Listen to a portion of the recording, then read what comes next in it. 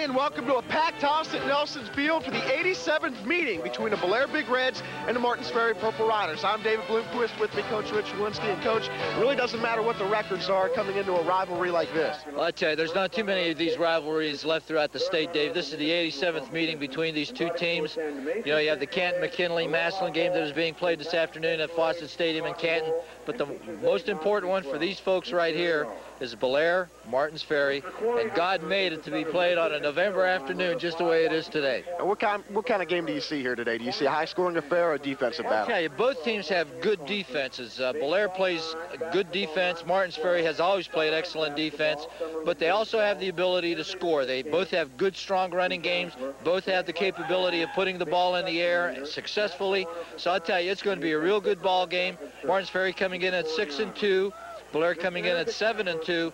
So I'll tell you, from my perspective, it's a toss-up. Game like this, anybody can win. Okay, thanks, Coach. So great game here on tap. Bellaire trying to win and get in the playoffs, while Martins Ferry is trying to finish up on a winning note. The kickoff is right around the corner.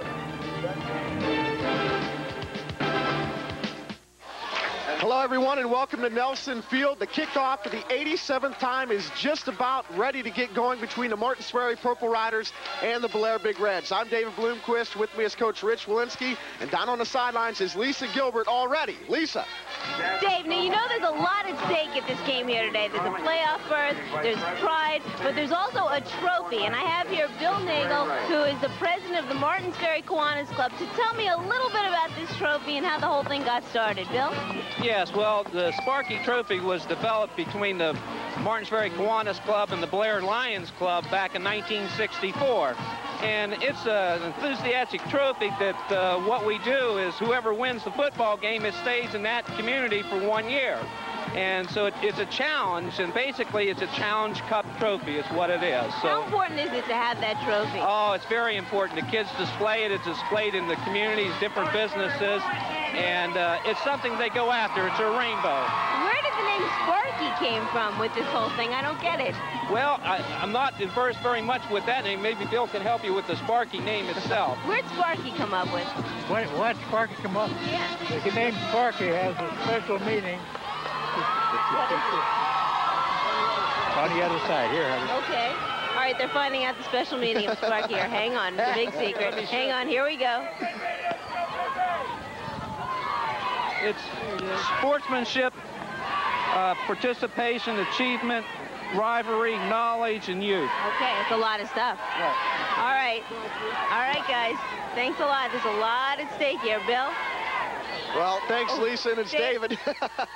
But anyway, Coach, we talked about that trophy earlier, and I guess we can rest easy now that we know what the letters stand for. Yeah, we were kind of thrown by the K. We couldn't come up with knowledge and youth, and you know, it's something that the kids are playing for, but the trophy really is secondary. The competition out on the field is the most important thing.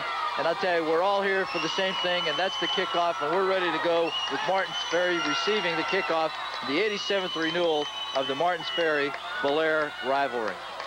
Should be a great game. Two talented teams. Martins Ferry comes in at 6-2, Bellaire at 7-2. Bellaire must win if they want to go to the state playoffs. This thing is underway. Martins Ferry back to receive. It's Mikhail Roby. Roby brings it out to about the 30-yard line. Let's take a look at the Rider offense now. Quarterback Jack Becker. Brian McFarland and Mikhail Roby are in the backfield. Nathan Jackson, Justin Kropka, and Chad Martin is the tight end. We take a look at the line now. Center is Chad Kioski, Wayne Kinsell, Chad Sheets. Actually, there is we have a change there on the offense. It's Jason Nagy. He is the guard on offense. So Jason Nagy is one of the guards. So we'll pick up the lineups here in a minute.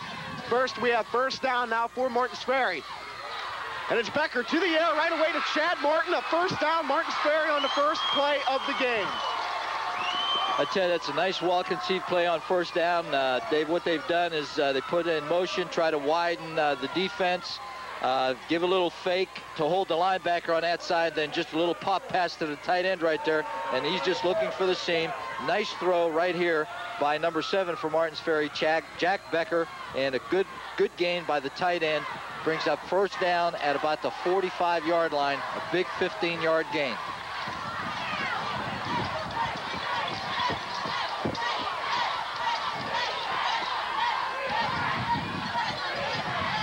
Ferry on the ground up the middle. It's McFarland. He rambles for about 2, maybe 3 yards. Let's take a look at the Big Reds defense now. Defensive line, you have Dusty Holt, David Boas, Josh Ostrander, and Chad Farmer. Linebackers, Rich Mammy, J.R. Hall, Nick Marinelli, and Sean Valoric. In the D-backs, Coyne, Pitts, and Tuttle. So a fine defense and a young defense for the Big Reds. Second down for Martins Ferry. Referee's whistle, though, stops action right now. Coach, that's pretty interesting. Martins Ferry, first play of the game, they come out throwing. You really don't expect that from the Purple Riders. No, I tell you, they're basically a run-oriented team, and you know, Coach Bruni has always been. He's always you know, really emphasized the running game, and they've always done a good job at it. So you know, it was a surprise and a good opening. Becker on the keeper. He's not going to find anywhere to go. The big hit coming up by number 42, Sean Valoric, the senior, 5'11", 175-pound outside linebacker. I tell you, they're trying to come with a counter option, a little fake to the fullback over the left-hand side, then coming with the option. But Belair did a good job of covering all phases of the option. Here it is right here, the fake. And now here comes the pulling guard, little trap play right here. He's trying to log that defensive end inside, but does a good job of coming off the block. Then here comes the corner linebacker on the quarterback, doing a good job, number 42, Sean Valoric. Bring up 3rd and 9, throwing down for Martins Ferry. And they go right up the middle with McFarland, and the big bruising fullback picks up about 6 or 7 yards. They're going to be short of the first down, so I'm sure that Martins Ferry is going to kick it away right here. It's going to bring up 4th and about 2. And there it is, a little trap inside, number 67 for Martins Ferry, doing a good job of trapping. That's Chad Sheets, and number 45, big fullback in there, Brian McFarland, rambling up over the right side for a gain of about 7, but it's going to bring up 4th and about long 2, maybe closer to 3. Scott Coyne is back deep for the Big Reds to receive the punt from the quarterback, Jack Becker. So Martins Ferry's opening drive stalls, and now it's Belair's turn to see if they can get anything going on offense. Right there, Martins Ferry tried to pull Belair offside with a shift, but Belair wasn't falling for it. Fair catch on the 27-yard line by Belair. Let's take a look at the Big Reds offense. Jose Davis, the sophomore quarterback.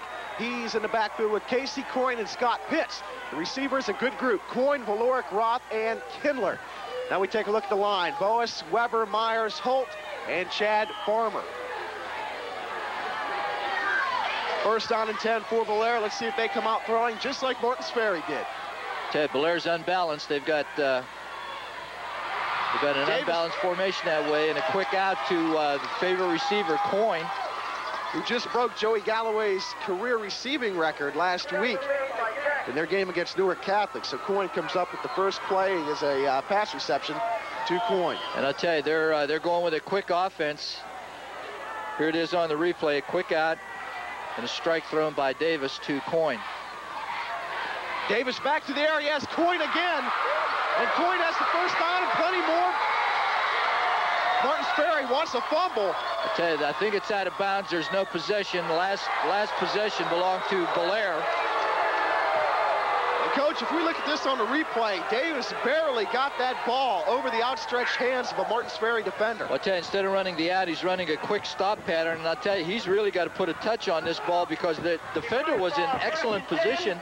Number 30 for Martins Ferry was in great shape, Mike Rose, and the ball was laid out there. Coyne fumbles, but he was the last one to have possession before it goes out of bounds, so they maintain possession. First down and 10 from the 43. Chad Martin, the defensive end, comes in with a big stop. Chad Martin does a good job here. He comes from his backside defensive end position. If we see it on a replay, and I don't know whether we will or not, we're going to set Martins Ferry's defense right now. And up front of that four-man front is Ty Thomas, Chad Sheets, Chad Martin, and Jeff Dobson. Linebackers, well, the deep secondary is Jackson, Barr, and Roby. Belair on the ground, it's Pitts. He has a lot of running room. He breaks it down the far sideline, and he has a first down, Big Reds. So Belair's coming out and establishing exactly what they want to do. Their opening drive, coach, and they're moving the ball nicely. I tell you, that time it was a little tailback counter. Good blocking. Pitts was able to get to the outside and rumble for the first down, so they've got something going for themselves here. I feel like 2 runs, 2 passes. I feel like I'm watching the Cincinnati Bengals of the late 80s in this hurry-up offense here. No huddle. And it's Pitts again, and he picks up 4 yards. And that's a win on first down. You know, you try to set your offense so that you gain at least 4 yards on first down. This is a little blast play over the left side. Finds a little opening, makes a nice move back to his right, and is able to move it up for a gain of about 3, so it's going to bring up 2nd and 7. And it's Pitts again, and this time he's wrapped up, and it looks like number 99, Martin, in there again, and it is. I'll tell you, Ty Thomas, number 78, defensive tackle, made great penetration that time, and we'll see it here on a replay.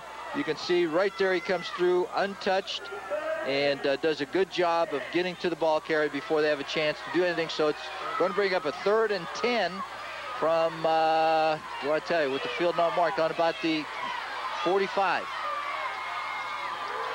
Davis back to pass. He's got backside pressure, and he has his man over the middle, and it's dropped. That was number 30, the tight end, Bobby Roth, found the opening down the middle. And Davis hit him with a strike, but he just wasn't able to hold on to it. We'll see it on the replay right here. Number 30 comes off clean, and he's just coming down, finding the opening.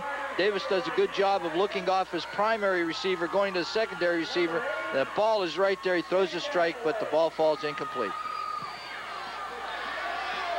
Jim Gazaway signals a fair catch, and the Purple Riders, they will take over on their own 17-yard line. We have to take our first break of the game right now in the first quarter. No score. Welcome back. So 2 opening drives stall after initial nice yardage gains in the beginning, but the defense has come up strong to stop the drives. And Martins Ferry, their second time around, and it's Nathan Jackson on the end around, and there's nowhere to go. The Belair D comes up with a big stop. I tell you, great pressure that time by number 78 for Belair. That's Jason Myers, doing a good job coming off his defensive tackle position. I tell you, good speed right here, but he's able to make good penetration and catch that from behind, and a good job by the perimeter defense of Belair forcing that thing wide.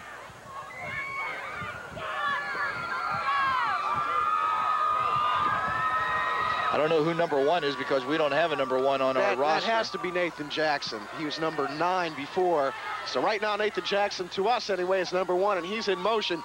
2nd down and 13 from the 15. Right there, we have 2 people going in motion at the same time. We have a flag, so Martins Ferry is going to be flagged for illegal procedure. We had Jackson in motion, and then Roby started in motion prior to the snap.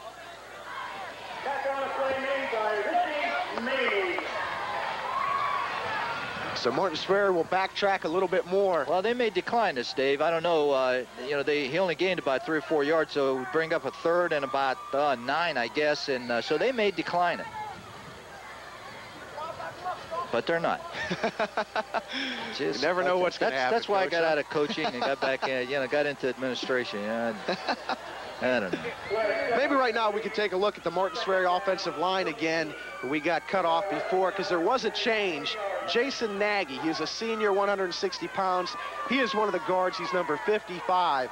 So maybe later in the game we could take a look at that offensive line once again. But anyway, Bruni, right now, Coach Dave Bruni right there, we had him on the sideline. It shows a little bit of concern right here. They're backed up deep in our own territory.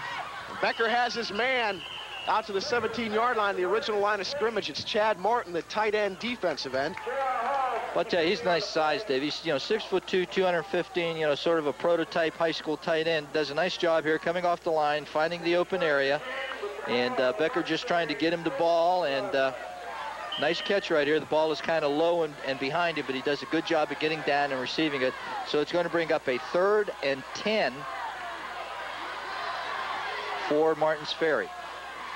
Jackson split out near sideline. Becker looking the other way. Over the middle, incomplete. I tell you, he was looking to hit number 80, who was running a little curl pattern. That's Jim Gassaway coming to the inside. Number 99, Chad Martin, who was the tight end of that side, was running a flat route, trying to open up the zone inside so that they could get it to Gassaway. And the ball was just slightly overthrown, but he was open. Coach, how much does this weather affect a quarterback not wearing gloves throwing the ball? Oh, I don't think it affects him too much at all. The weather really isn't that bad. The main thing is that it's dry, Dave. It's not wet. If it was cold and wet, it would be real precarious trying to put the ball in the air. Belair receives the punt, and they are down right away. Some nice special teams coverage by the Purple Riders. I tell you, that was Jason Tuttle. I think that his knee was down when he received the ball, so the ball is dead right there where he touched it. But I'll tell you, Belair has good field position right here. They gained several yards on the exchange of punts right here, so they're in really good shape. They're on Martins Ferry's 44-yard line, so they're in excellent operating position right here. Coyne and Pitts in the backfield. Davis under center. First down and 10 from the 44. Davis, he's going to go to the air. He has a man over the middle. It's Coyne. He takes it in, and Coyne tries to bust it to the outside before he's taken down. I'll tell you, an excellent pattern run by Coyne that time. He pushed off the defensive back. That's number 80, Gasaway. Came under control on a real quick hook right here, and the ball is thrown excellently. Gasaway falls down, and number 32, Roby, this free safety, has to come over and make the tackle. Excellent pattern by Coyne. Excellent throw by Davis. First down and 10 from the 27. Belair on the move, up the middle to Pitts. He's got a hole, and he runs right through it. Pitts still on his feet, down inside the 15-yard line. Little counter inside, little misdirection. Fullback going one way, tailback coming the other way. We'll see it on a replay right here. Here it is right here. They're turning everybody to the outside. A good block by the fullback right there on the linebacker. Springs him. He makes a nice move in the secondary and is able to dive forward inside the 15-yard line.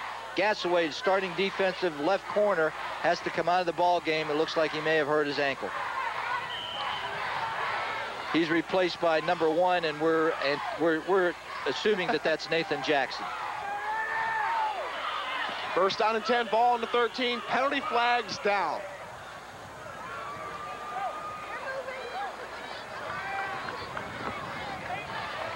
Belair clapping their hands, so it appears to be against the Purple Riders. That was a dead ball, so evidently somebody got into the neutral zone from Belair. They're going to move it 5 yards further. So it's going to be 1st and 5 from about the 8-yard line. Here it is on a replay, and it's really hard to say. Right there, it looks like number 99. So now it's first down at 5 from the 8, up the middle, Coyne. He bounces off a tackle. Coyne still on his feet, down to the 6-yard line. I tell you, they're going to be very close to a first down right here, depending on the spot.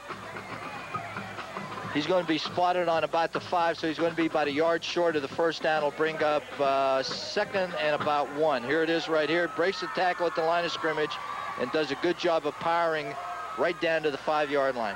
I'll tell you, Coyne is not very, very big. Casey Coyne is only 5'9", 165, but I'll tell you, he's a very, very good blocker and a very hard inside runner. 2nd and 1.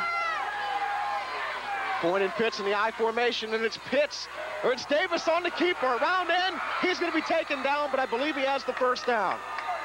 I tell you, nice fake that time over the right side. Davis holding on to the football, was able to take it inside the 5, and I think that they will have the first down. Here it is right here, everybody blocking down, and now they got the defensive end hooked. And here's Davis going to the outside, and number 45 for Martins Ferry has to come over and make the tackle. That's Brian McFarland, inside linebacker. So it's first and goal from about the 2. Ball on the 2-yard line. This time it's Pitts. He's and close. He didn't get in.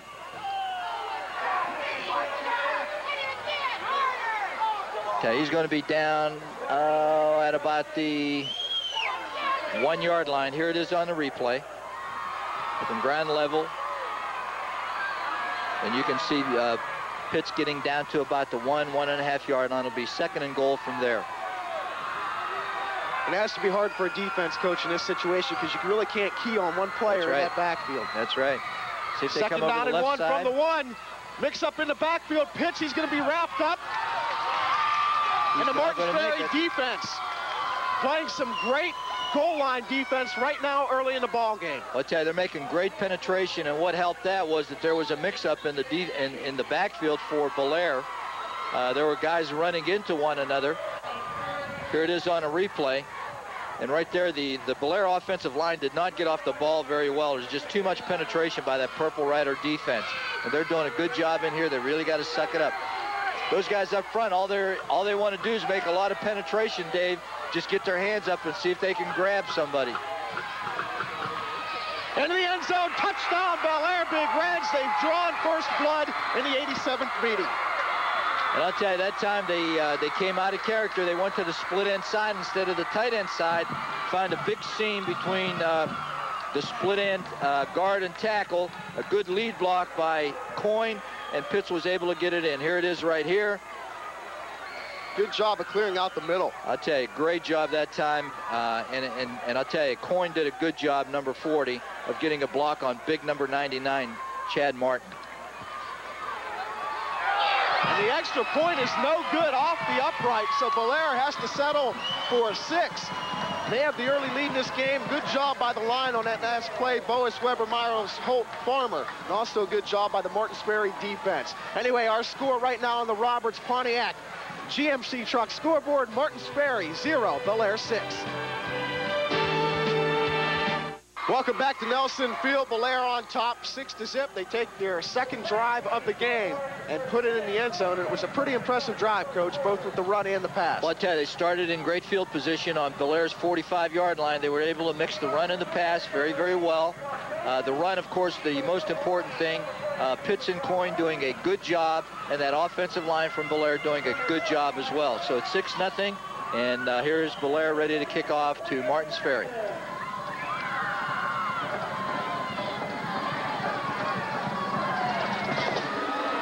It's a squib kick, and Mikhail Roby's, well, he's going to try to field the ball, but then he picks it up at the 1-yard line. Mikhail Roby in some deep trouble, and he doesn't make it out to the 10. I tell you, Mikhail might have been better served if he'd have just let the ball go into the end zone. It would have been a dead ball and out to the 20. But, you know, when you're back there, you got to make a decision. And Roby made the decision to pick it up.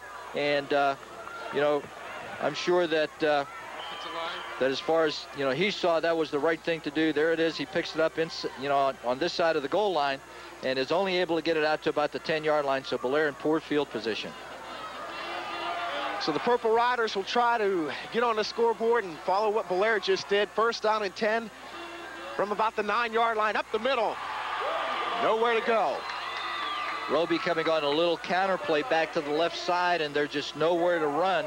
A great job by the right side of that Belair defense. Let's take a look at that Purple Riders offensive line now one more time. It's Chad Kioski, the center. Justin Nagy is the guard. He is a senior, 160 pounds. And it's Sheets, Thomas, and Jeremy Turpak. So that offensive line is going to have its work cut out for it today, Coach, against this Belair defense. Well, I tell you, they may have lost a little bit on that first down play over the left side, so it's going to bring up second and a little closer to 11 than 10. Here we see Roby set as a wide receiver now. Becker has his big tight end, Martin, who's upended, but he gets out to the 15-yard line. It's going to bring up third down and 5. I'll tell you, he is a load, but number 3, Scott Coyne, came up and put a good hit on him down around the knees. Well, when you have a mismatch, a size mismatch like that, Coach, Coyne does about the only thing he can do. Well, I'll tell you, I gave Coyne credit, but that was number 42, Sean Valoric. Either way. Defensive linebacker. And he came up, put a good stick on that tight end. It's going to bring up third and about 5. It's a big down. Becker rolls out under pressure. He can't find anybody open, and he goes down. I tell you, that's a coverage sack right there. They had everybody covered. They're trying to run their inside receiver to the left on a slant pattern, number 25. But I'll tell you, good penetration by that Belair defense, number 10 for the Big Reds. That's Dusty Kinder, does a good job of staying between the quarterback and the receiver. And as a result of that, Becker had nobody to throw to. That's the end of the first quarter, Dave, and it's going to bring up a fourth down for Martins Ferry, and they're deep in their end of the field. They're going to have to be real careful right here. We need to take another timeout. We are going to switch into the second quarter. When we come back, right now our score, Big Red 6, Purple Riders 0.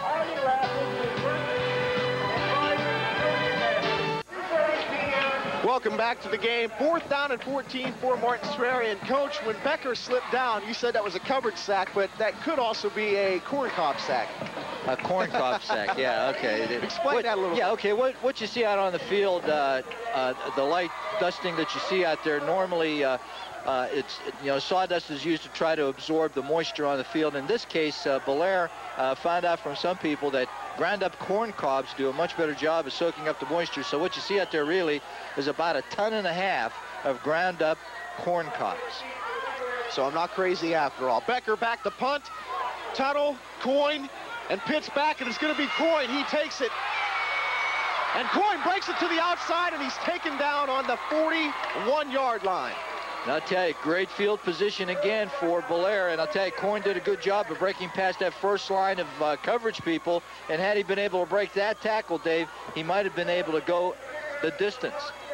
Coach, it's not often you see receivers in high school catch every ball, whether it be a punt or a pass, with their hands. Scott Coyne looks it in all the time with their hands, and I guess that explains why he's the all-time receiving leader down here at this school.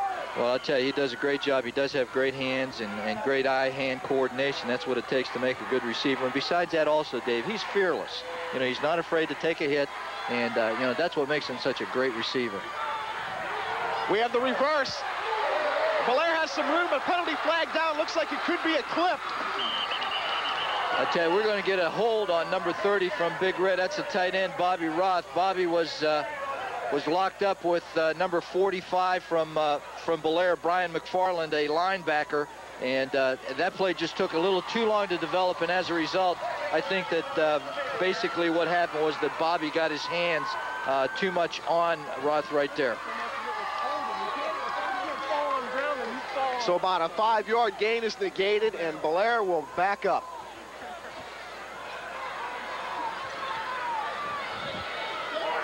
Talking to one of the captains, that's number 99, Chad Martin. They're going to bring it back. And that's going to be clipping. That's going to be 15 yards instead of a 10-yard penalty. That's what I thought. It looked like McFarland had his back to the play, and then he got plastered. So that's what they call it. That's a big penalty because it takes him from about Martins Ferry's 41-yard line all the way back to their 41-yard line. I'm sorry, 46-yard line. Let's see if the Martins Ferry defense can capitalize on the break and come after the Big Reds here. 1st down and 25, ball on the 46-yard line. To the air, Coyne again. Out in the flat all by himself, and Coyne breaks it. And he gets a lot of that yardage back on 1st down. I'll tell you, he beat somebody that has great foot speed. That's number 1 out there for Martins Ferry. That's Nathan Jackson, has great speed. But Coyne was able to get by him and was able to make a good gain out of a very, very short pass right here. Good recovery by Jackson there, though, I tell you, it certainly was. And it shows, out there in the flat. Really shows what great speed he has. You know, one thing that we have to remember is that the Jackson is only a sophomore. So, he's got a lot of pressure on him right now trying to cover Coyne. 2nd down and 14 from the 40. Davis back to the air again, and he's going deep this time, and he has a man. It's Coyne. Incomplete. Oh, my, that would have been a beautiful catch by Coyne. Almost a perfect throw by Jose Davis, but nice coverage by Jackson. I tell you, you talk about pressure. You know, Jackson is in a man-to-man coverage right here on the leading receiver in Belair's history, Scott Coyne. And here's Davis going deep down the middle of the field, and Coyne does have a step or two on Jackson. But watch Jackson. He makes a good effort right there and knocks the ball away. Here it is from another angle. And I'll tell you, he makes up a couple steps right there with his speed. So 3rd down and 14 now for the Big Reds. I believe they'll be going to the air once again, and they don't. They hand it off this time, and it's Pitts, and he breaks a tackle, and Pitts breaks it to the outside, cuts back, and a big hit by number 7, Jack Becker. The quarterback punter comes up with a big stick. I tell you, look at Chad Becker. He doesn't look like a quarterback. He's got those big, bulky shoulder pads on. He's got his sleeves cut, and he's sort of a dirty kind of guy as far as his uniform is concerned, is what I mean when I say dirty. And watch him come out and put a hit on Pitts right here. Boom! I tell you, he doesn't look like a quarterback. He plays more like a linebacker. Timeout Belair. So Martins Ferry defense does come up and hold. I tell you, Coach Magistro wants to talk it over here. He may be thinking about going for it here. It's 4th and about 7, and they're inside the 35-yard line of Martins Ferry, so you know he may be thinking about going for it right here. All right, now we're going to go down to Lisa Gilbert on the sidelines. Lisa. Dave, you and Rich were talking about this corn that's on the field, and I grabbed a handful of the stuff, and that's all it is. It's just ground corn cobs. And I have with me George Richardson, the superintendent at Bel Air, to tell me where they got this stuff.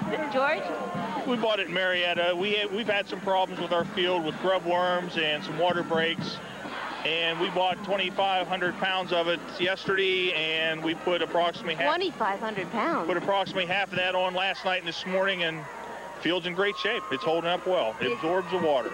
Seems to be working. Did you guys ground it yourself? No, we bought it. We bought it from a company in Marietta, and we spread it out, and it absorbs the water, packs into the soil, and gives you good footing. So it's worked out well for both teams. All right. Good job, George. Okay, thank you. All right, Dave. Seems to be working so far.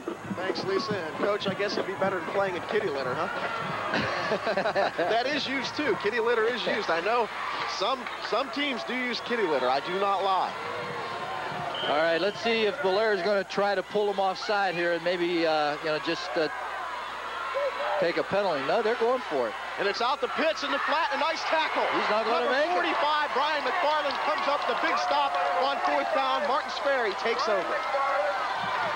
I tell you, they lined up in a shotgun, and right there, Chad Martin making good penetration. Goes to Pitts over here on a little flare pattern. Pitts makes a nice catch, but watch the good hit right here by McFarland. Head in front, does an excellent job of making an open field tackle against a very, very dangerous runner. Good job, Chad. Or I'm sorry, Brian McFarland. Purple Riders take over, and it's Mikhail Roby on the ground in the big back. Pulls forward for about 5-6 yards.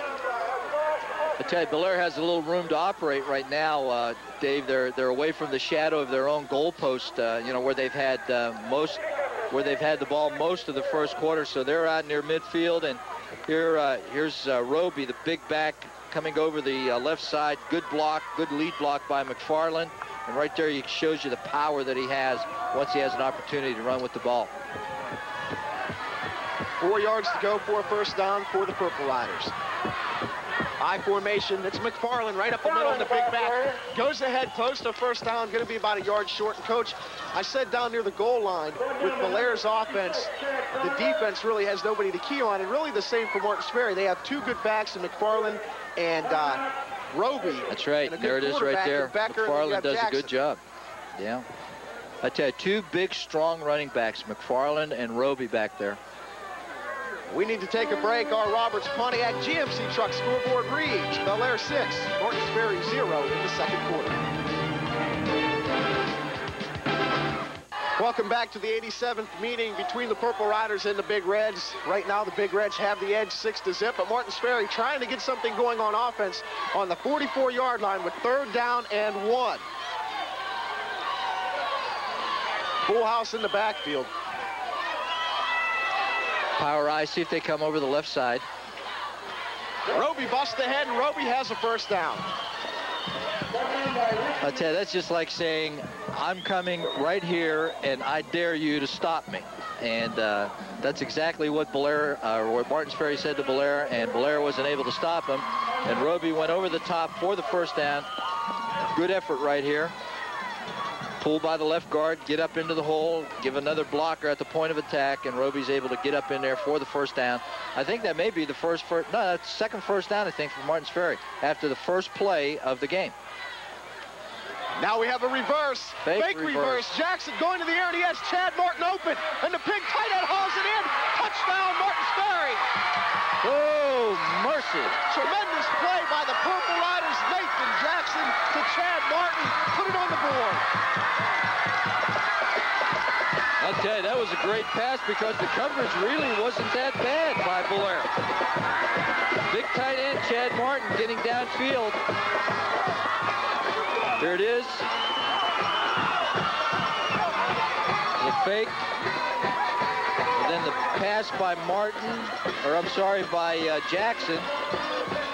I'll tell you, good concentration by the big guy, makes the catch and is able to take it in for the score. And we'll see if the kick will put Martins Ferry ahead here early in the second quarter. Coach Bruni pulling out all the stops here. Great call, great execution by the Purple Riders. Here's the extra point, try to take the lead. McFarland, and it's blocked, and we have a 6-6 ball game. I tell you, I don't know who it was, but it may have been number 35 from Belair that came in to block that. That's Rich Mamie. We'll see it on the replay and see who gets his hand on that. I tell you, you can see right there that the ball is not spotted well. The laces are back toward the kicker, and it's someone that came from the side. I believe that's number Scott 44. Pitts. I think you're right, Dave. It was Scott Pitts coming from the corner and able to block it. So we have a tie game, and right now let's go down to Lisa. Dave, I have with me Carol Stasky, and I'm sure many of you have heard about Norman Ayers, the Bel Air football player who died tragically this past spring. Carol, you guys are starting something special for Norman. Can you tell me a little bit about it? Yes, we've had several things for Norman, and I'm his mother's best friend. So we had recently a car show for Norman and his mother's benefit to help her pay some of these exorbitant bills that she's stuck with. And we had a very nice turnout, but it could have been better because of the weather. It was very cold.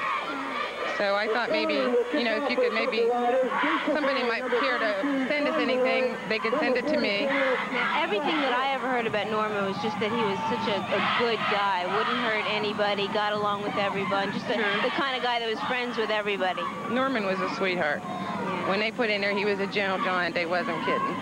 He just didn't have any violence in him. So what should people do then if they want to donate to this fund? Well, they can send it to me, Carol Stasky, 3868 Harrison Street, Bel Air, Ohio, or call me 676-8684. And anything that you could do, we'd appreciate it. Okay. All right, thanks. Barb needs all the help she can get. Okay. Okay? All right, Dave. Thanks so much. Yep, Dave. Thanks, Lisa. And Belair returns to kick off out to the 34-yard line. And, of course, Coach, that was a terrible tragedy. And, you know, our best wishes go out to the Ayers family. Well, I tell you, you know, Belair has had a couple tragedies over the last couple of years. The young man from Belair St. John's a couple of years ago that had the serious football injury. And now, you know, Norman happening, that tragic incident happening with him. And so, you know, the people of Belair have really come together and have tried to help out the families of both of those young people, and they've done an excellent job, and you know, that's what good neighbors are for. Coyne up the middle, and Coyne breaks through, cuts it back, and Coyne a big gain down to the 40-yard line. What a great job by the left side of that offensive line of Belair, opening it up for Coyne over the left side. It's just a fullback dive right here, a little trap block. And Coyne finds a big hole over that left side, tries to make a move right here, loses his footing, and a good job by the safety, that's Roby, to keep Coyne from going the distance. Coyne is just another one of the super softs on this team. Very young team, both teams very young and talented. I'll tell you, there's not many seniors playing out on that football field at all, you know, combined. We talked about going to take a timeout right here to try to regroup. We talked about that earlier, Coach, about how young these teams are. Yeah, and in the next couple years, there's going to be a lot of teams out there who are going to be hurting. Well, I'll tell you, Belair celebrated Senior Day today. They introduced their seniors before the game started, and they only had like 6 or 7 seniors, you know, that they introduced. So, you know, I'm looking down the roster. I count 1, 2, 3, 4, 5, 6, 7, 8, 9, 10, well, 11 seniors, but, you know, not all of those guys are playing. And one of the keys, Belair and Martins Ferry, the same thing, very young football teams. One of the keys is I look at Belair here on the line. They have 3 guys, 2 of whom are a sophomore and 1 junior. Yeah. And that's the key there. If you have a young line that can play together for a while, you're going to be set for a couple of years. Well, you know, Davis is only a sophomore. Their starting quarterback is only a sophomore. And, you know, number 40, their fullback, Casey Coyne, is only a junior. And their tailback, Scott Pitts, is only a junior. So, you know, they have all of those kids back. And, of course, they lose Valoric, number 42, their split end, and number 3, Scott Coyne, their flanker. But, you know, overall, they're a very young football team, and the same thing can be said for Martins Ferry as well. Martins Ferry has practically their whole offensive line back next year. Their quarterback, McFarland. So both teams are set Jackson, for the you know, future. the Jackson, speed burner is only a sophomore. Future looks bright for both of these teams, but right now it's Belair trying to get back on the scoreboard, and it's Pitts picking up about 4 yards. So far, Coach, we've seen a great mix of plays by both teams through the air. I tell you, there it is. Here it is right here. A little tailback counter, guard and tackle, pulling, going to the left. And Pitts does a good job making one or two guys miss right there and moves it upfield for a gain of about 4, bring up 2nd and 6. If Bellaire has any advantage over Martins Ferry, it's their ability probably to throw the ball a little bit better and more consistent than what Ferry can. But, you know, other than that, these teams are really evenly matched. Jose Davis, pressure. He's going to scramble out, and he's got a first down, maybe. I might have jumped ahead of myself, but it appears Davis has scrambled for a first down. Well, I tell you, he did a good job. He's trying to waggle a little bit back to this side after faking to the backs to the left. He was trying to come back to the right, but good pressure from the outside by Martins Ferry forced him to pull up and run with the ball, and he did a good job because he made one tackler miss, and he was able to make the first down. Here it is right here, a fake off the tailback counter. Tucks inside, and here he goes right here. Runs through a couple guys for a first down. He did get the first, indeed, on the 26-yard line. This time it's Coyne, a big hole. Coyne could be gone. He cuts it back. Oh, and an arm tackle saves a touchdown. Now, I'll tell you, there's where his inexperience caused him from not scoring. Had he gone to the left instead of cutting back to the right, I think he may have scored. Here it is, just a real quick inside trap right here. They've got everybody sealed. Good job. Now right here, if he stays to his left, there's all green. And right here, he cuts right back into their free safety, number 32, Michael Roby, who makes a touchdown-saving tackle. Great job by the Bellaire line. Boas, Weber, Myers, Holton, Farmer, opening up holes for Pitts and Coyne. First down and 5 from the 5 Big Reds. And this time it's Pitts. And tripped up by Martin. Martin got penetration, took the blocker out, and in turn took out Pitts. And I'm going to tell you something. Coach Magistro is really asking Coyne to do something. Here's Coyne, number 40 for Big Red. He's 5'9", 165, and they're asking him to block Chad Martin, a defensive end, 6'2", 215. At that time, Coyne lost.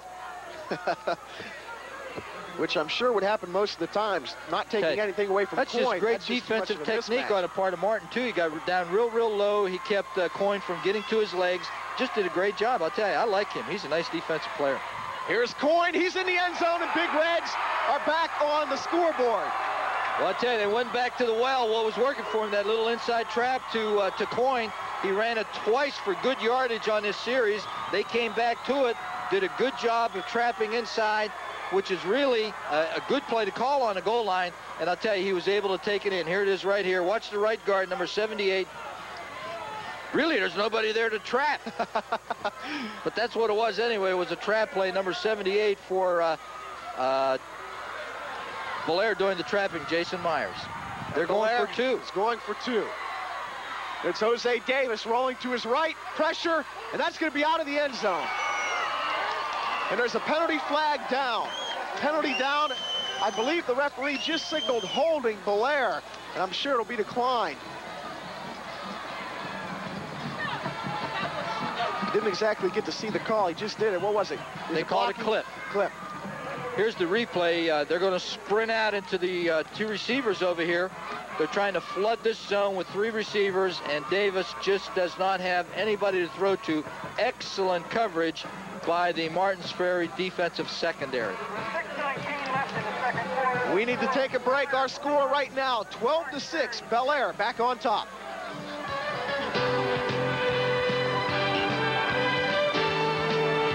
To the game, and Coach, I believe any team, once they get inside the 40, maybe even the 45-yard line in this game, it's going to be 4-down football. Well, I'm going to tell you something, Dave. That was a real important score for Bellaire because they just got scored on a big play, and they needed to come back and answer Martins Ferry's, score, which they did. So I'll tell you, that was a very important drive for them. And now we're going to see if Martins Ferry can answer that score by moving the ball themselves. They don't necessarily have to score, Dave, but what they have to do is they got to move the sticks a few times. So Bellaire set to kick off. Deep for Martins Ferry, number 42, Franco Jackson. Tremendous boot by Bellaire into the end zone. So Martins Ferry will take over on their own 20-yard line. Well, I'll tell you, that negates a return real quick. You know that when you can kick the ball into the end zone. And I'll tell you, what a weapon that is for a high school if they have an excellent kicking game like Martins Ferry does. So as you just said, Coach, Belair comes back and answers Martins Ferry's big play for a touchdown. Now it's Ferry's turn to see if they can come back and put some points on the board and answer Belair's score. First down and 10 from the 20. Jackson in motion. Martins Ferry on the ground for about 2 or 3. That's number 46. That's Jeff Dobson that is in at fullback right now for Chad McFarland. And I hope that, McFarland isn't hurt or anything. I don't see anybody administering to anybody on the Ferry sideline.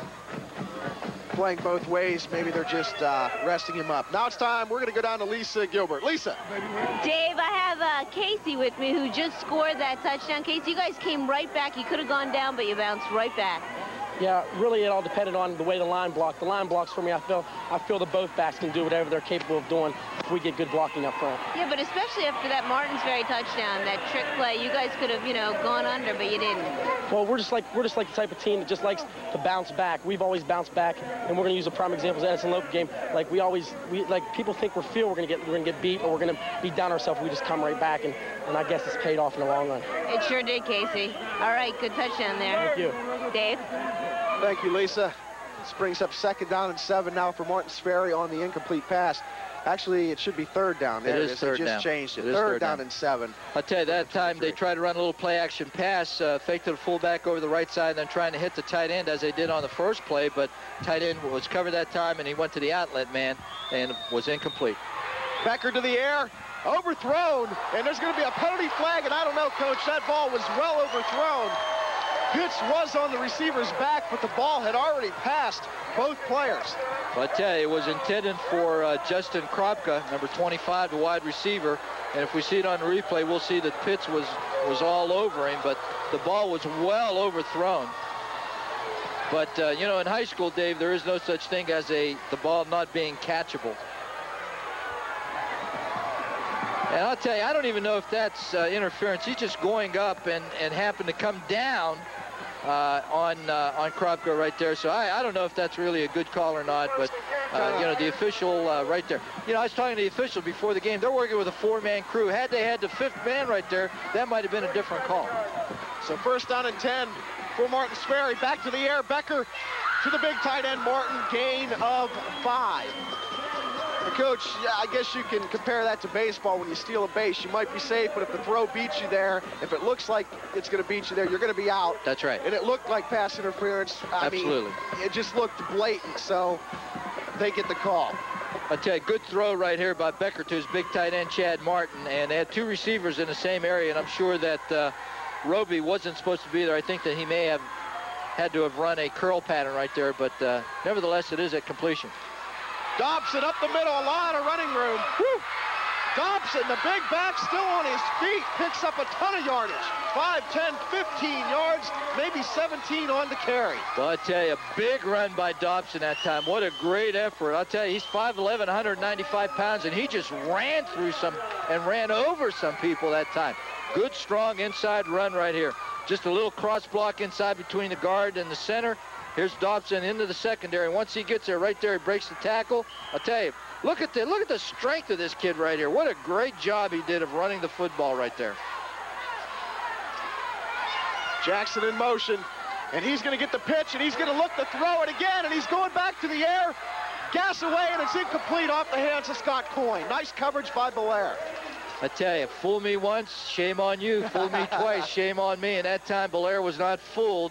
Jackson going for all of the marbles again on the pitch, and good coverage that time by number 3, Scott Coyne. We see this play again. I'm sure Jackson will probably tuck it under and take off. But I'll tell you, this kid can throw the ball. I'll tell you, he throws the ball really nice. You see the real tight spiral he threw right there, and the ball was right on the money. I'll tell you, he's got a good arm. So second down and 10 from the 40. Becker rolling out under pressure, and Becker is going to go down. I tell you, there was a mix-up that time. I think Becker turned the wrong way. Both backs went to the right. He came to the left, and I think that was just a mix-up on his part. And thrown for a loss, so it's going to bring up 3rd and about 11. Nick Marinelli strings Becker out, comes up with the tackle. And you can also see that the guard, number 67 for Martins Ferry, Chad Sheets, was pulling to the right as well. So everybody was going to the right except the guy that had the ball. But I tell you, you got to give these quarterbacks credit. The game has become so sophisticated. They have so many things to remember, so many, different things that they have to do. So you can't really fault them for making a mistake every once in a while. Pass to Martin, and Martin takes it down inside the 35-yard line. And Coach, I asked you earlier, this brings up 4th down. Is it going to be 4-down football inside the 40s here today? I tell you, right now he's on the 35-yard line. He's got a big decision to make. But I think that Coach Bruni may go for it right here. It's 4th and 5 on about the 35-yard line, and I think that he's going to go for it. Of course, if you look at it the other way, if you get a nice punt, get Bel-Air deep inside their own territory and hold, you're going to get good field position. But I tell you, Coach Bruni has a lot of confidence in his defense, and I think as a result of that, he is going to go for it. Single back offense. Dobson, the lone back, the big bruiser in the backfield. Let's see if he gets the handoff. No, Becker's going to throw. Sprint out. It's almost picked off. Nice play by Jason Tuttle coming out of nowhere. I tell you, they tried to flood the zone over there and sprint that way to give Becker an opportunity to either run or throw.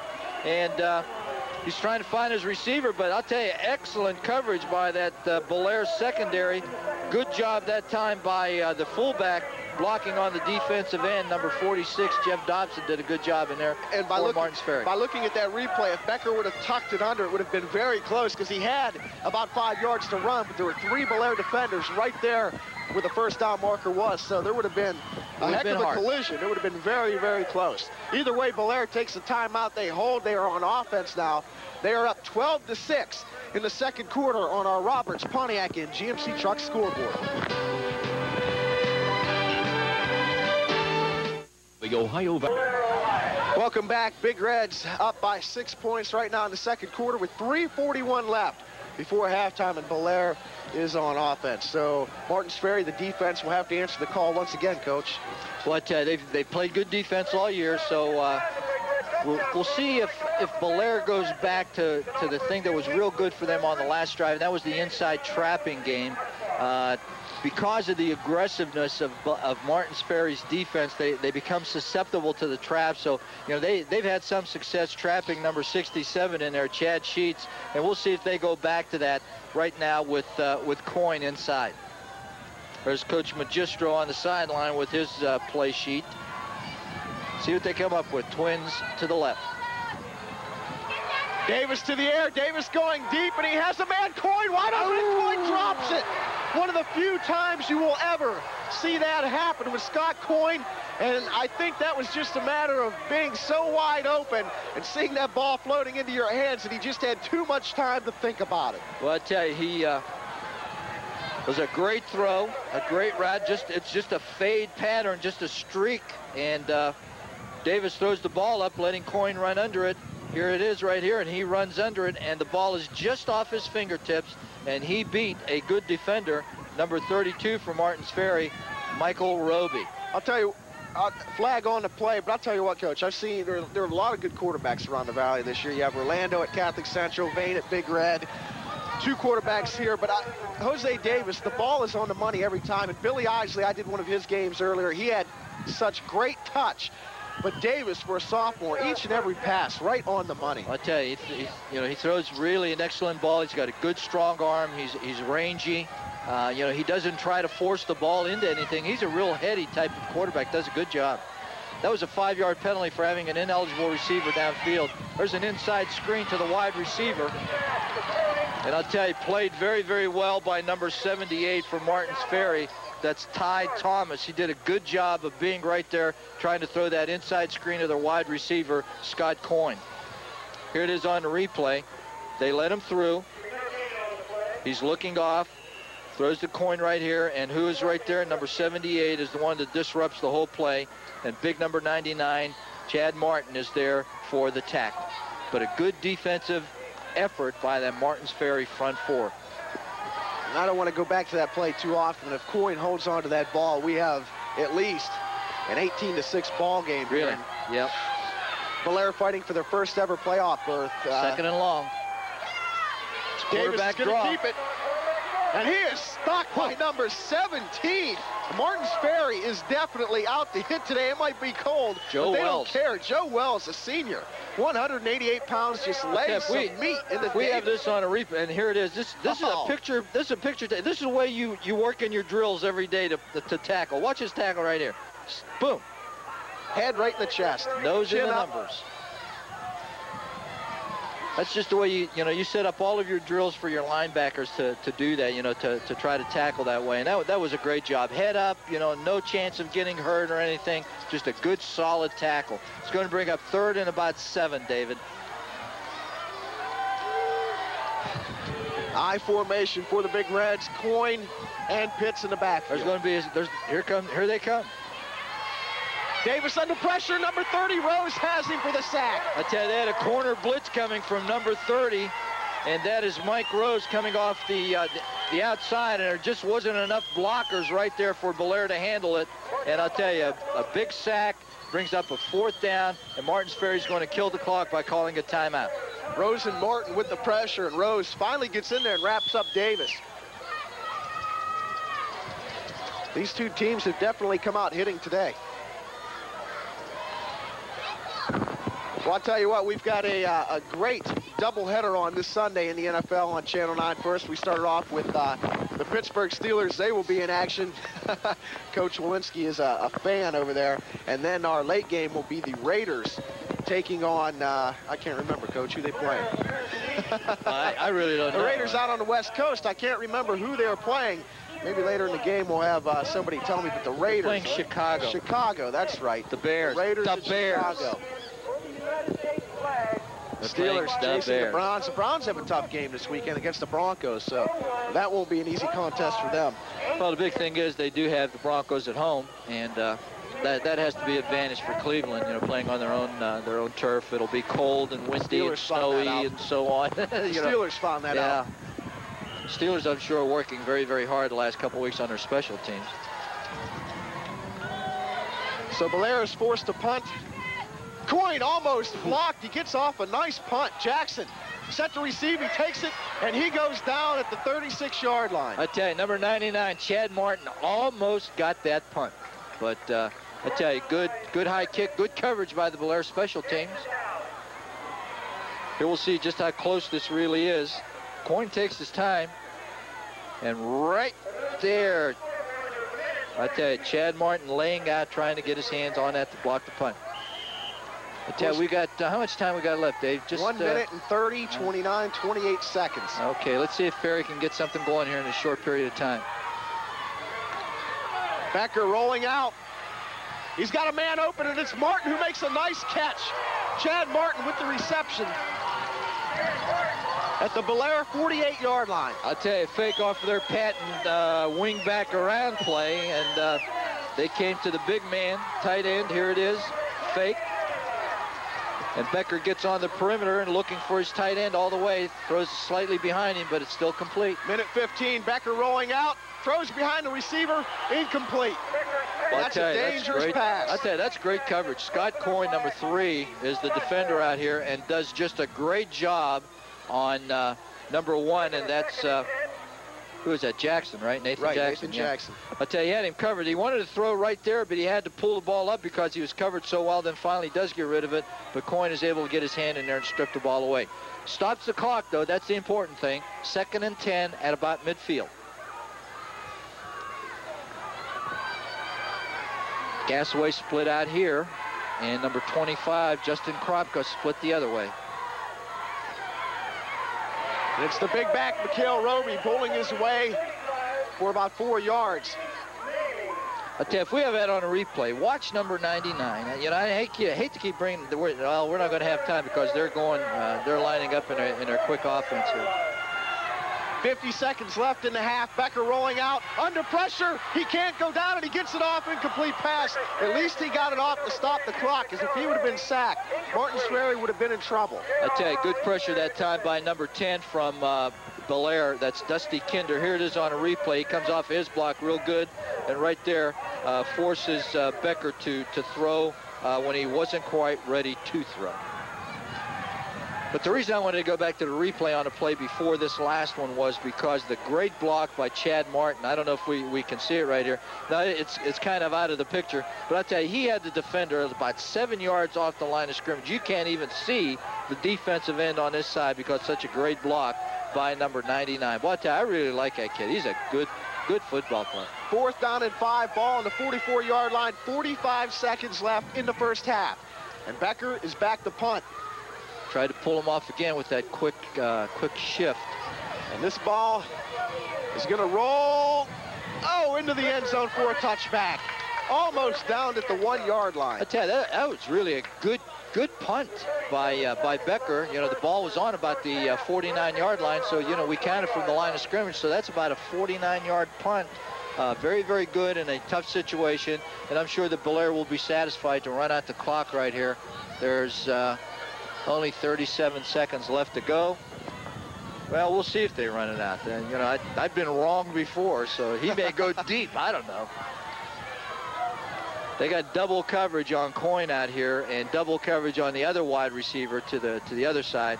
And so they go up to the middle with Pitts. And he almost fumbled the football. Pitts breaks it to the outside, still on his feet. Nice run by Pitts, and that handoff was almost fumbled. Brian McFarland. I tell you, good call by Coach Magistro right here. He knows that Martins Ferry's playing pass defense, and he just gives it on a draw play up the right side. Here it is right here. And good lead block by Coyne. Fooled our cameraman, and a couple nice moves by Pitts in the secondary. Coyne with the quick reception to the outside. There's 21 seconds left. The ball will be on about the, looks to be the 38-yard line. 38-yard line. I think Belair's just trying to get it up to about the 50 and then try to air out to end the half here, Coach.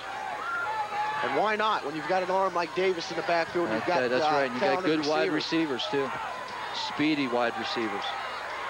But they're double covering both wideouts. Here comes Martin. Look out! Martin with the sack. Chad Martin shot out of a cannon into the backfield. He sacks Davis for a loss. We're down to 10 seconds. And they'll let it run out from here, I'm sure. Yes, that's going to be it. Time is going to run out as we look at this again. Martin, I tell you, he does a great job of getting by number 77. That's Dusty Holt, a junior offensive tackle, and makes the sack. So the teams are leaving the field for halftime. Our score is 12-6. Big Reds on top. Lisa Gilbert, our sideline reporter, is going to try to hunt down Coach Magistro from Belair to get a word with him. And Coach, your thoughts on the first half? Very well played first half. Very few penalties. So let's go down to Lisa with Coach John Magistro from Belair. Rich, that's right. I have Coach Magistro with me. What did you think of the first half? Well, typical Belair Martins Ferry game. We come out and I thought we set the tone for the game. They're not folding either, and the second half should be a thriller. Yeah, but the team bounced back after that trick play. Martins Ferry, you know, you could go under at that point, but you didn't. You came right back and took the lead again. We've done that all year. We've been able to bounce back. We had to play covered. We fell down, and things like that happened. It was not like we didn't know what was going on. We just happened to fall down, and they made a nice play out of it. And then you had another miss. I mean, you could have had another touchdown if Coyne had held on to it. So you're moving the ball well. You have to feel good about that. We do. We don't want to be conservative. Sometimes in these kind of games you get a little tight. We don't want to be that way, and apparently Ferry doesn't either. All right, can we expect anything different in the second half, or just pretty much the same? Nothing at all. We'll be coming after each other. Good football game. All right, good luck in the second half, Coach. All right, it's halftime here. We got Belair leading 12-6. We're going to take a break, but we'll come back with the Battle of the Bands.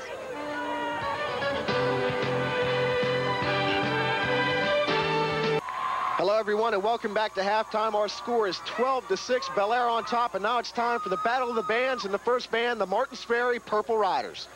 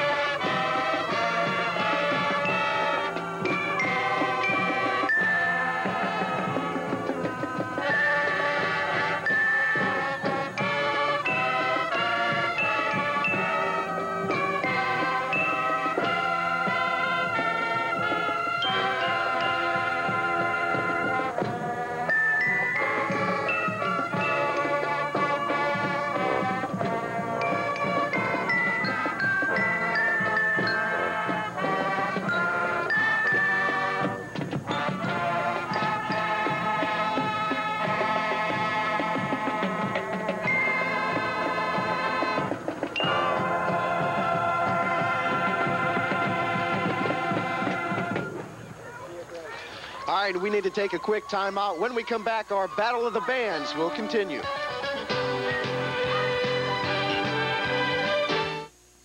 Tonight's...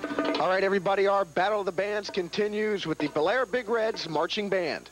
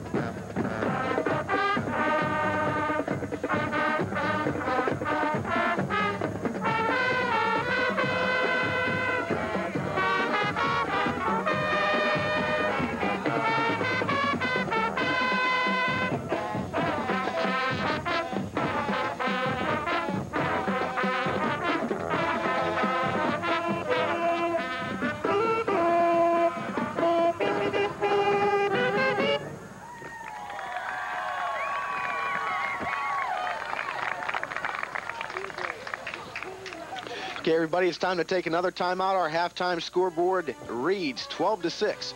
Bel Air on top.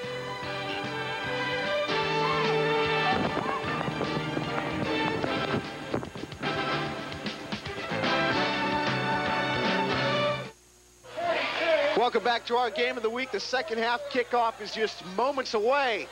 Bel Air, they are on top, 12-6 right now. I'm David Bloomquist, and with me is Coach Rich Walensky. A great first half, a lot of action. The second half should be no different. We do know that Nathan Jackson is wearing jersey number 9 in this half, Dave, so there'll be no confusion. He was in number 1 in the first half. Well, at least we got him right the whole first half. And there's the kickoff. The second half is underway. Bel Air still on his feet. He could be gone. He breaks it to the outside, and he is gone. I believe that's Valork. He takes the opening kickoff of the second half into the end zone just like that.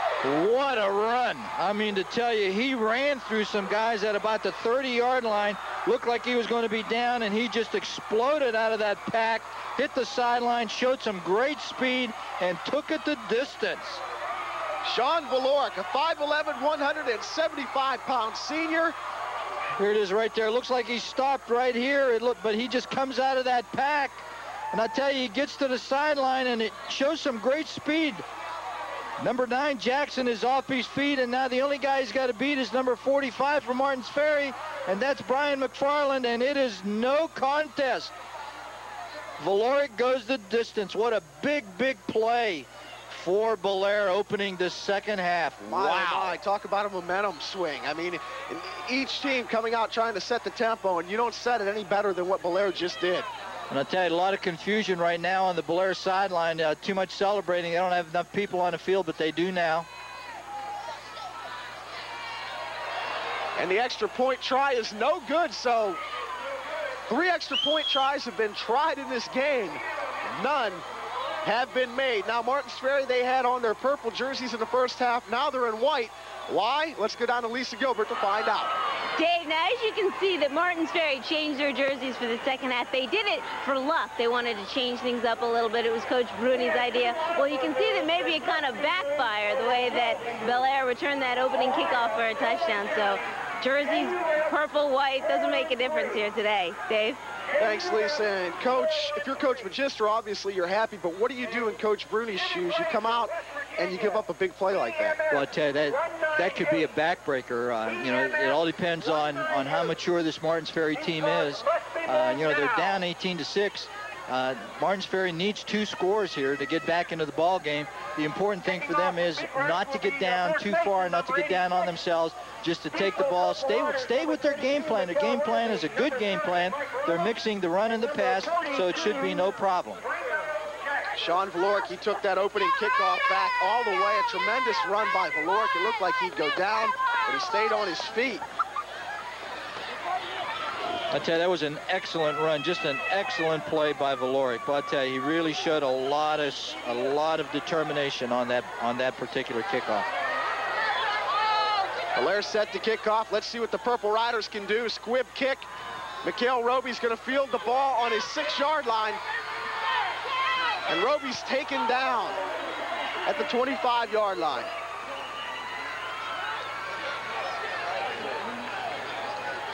I tell you, decent field position for Martins Ferry. They've got the ball on about their own 25-yard line. I tell you, they've been having some success throwing the ball. They haven't rushed the ball well at all in the first half, but Becker has done a good job of putting the ball up. His favorite target has been his big tight end, number 99, Chad Martin. So we'll see what they do in this half.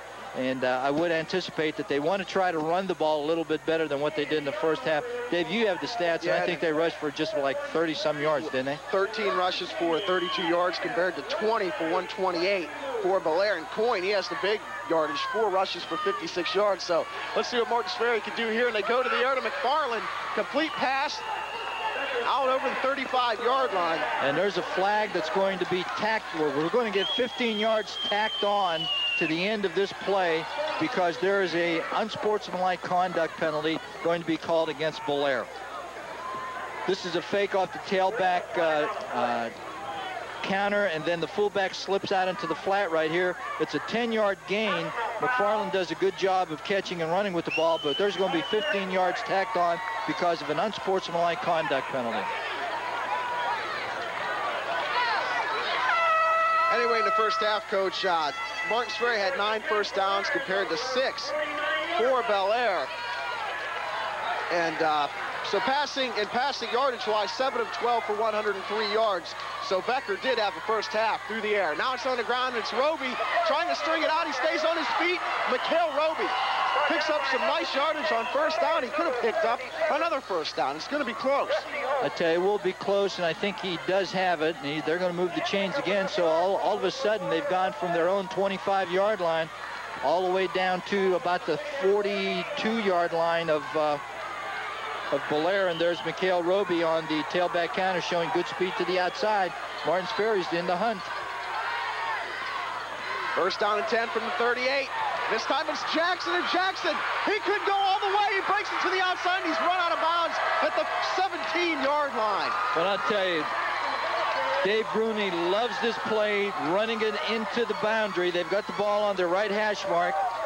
That's Jackson set up as a slot to the left. They fake to the right side, and here they come. Both guards pulling. They log the defensive end to the inside. And now a good move right there by Jackson. Gets into the secondary. Looks like he's going to go the distance. Steps out of bounds. Good play by number 16. That's J.R. Hall from Belair. Jason Tuttle tried to dive for the knees of Jackson there, and he missed. And Jackson picked up some nice yardage. Timeout. Official timeout. Official timeout. And of course, Coach, we talked earlier about how long this series has been going on since 1907. That was the first game, and Belair leads the all-time series with 45 wins, 34 losses, and 7 ties. We are talking, that's probably the third longest series in Ohio, right, this series here? Well, I tell you, if it isn't the longest, it's got to be one of the top 5 series in the state. Becker rolling out. He's wide open, and he's just going to tuck it under. But number 35 for Belair cuts him down. It looked like Becker had a lot of room to run. But number 35. That's Rich Mamie. Rich Mamie. I tell you, showed some good speed because it looked like Becker had a lot of room to run right here. There's a little fake going back to Roby, and then here comes Becker. Looks like he has a lot of room to run, but watch 35 come out of nowhere. Good speed right there, and makes a good open field tackle. He cut the corner off very quickly there to stop a big gainer. Because Becker had the whole left side of the field open. And a blocker in front. I formation, McFarland and Roby. Fumbled snap, and Belair has recovered. So to open the second half, the Big Red Special Teams comes up with a tremendous play, and now the defense has come up with one. Number 84, Josh Ostrander, right there, a defensive end, made a big fumble recovery and kept Martins Ferry out of the end zone when they were threatening. Here it is. It's a fumble on the exchange. Right there, he just doesn't have the handle on it, and it's number 55 for Martins Ferry. Pulls, that's Jason Nagy, knocks the ball out of Becker's hands and knocks it to the ground where number 84 was able to recover, Josh Ostrander. Big play. On the ground to Pitts. He keeps his feet before he's finally taken down.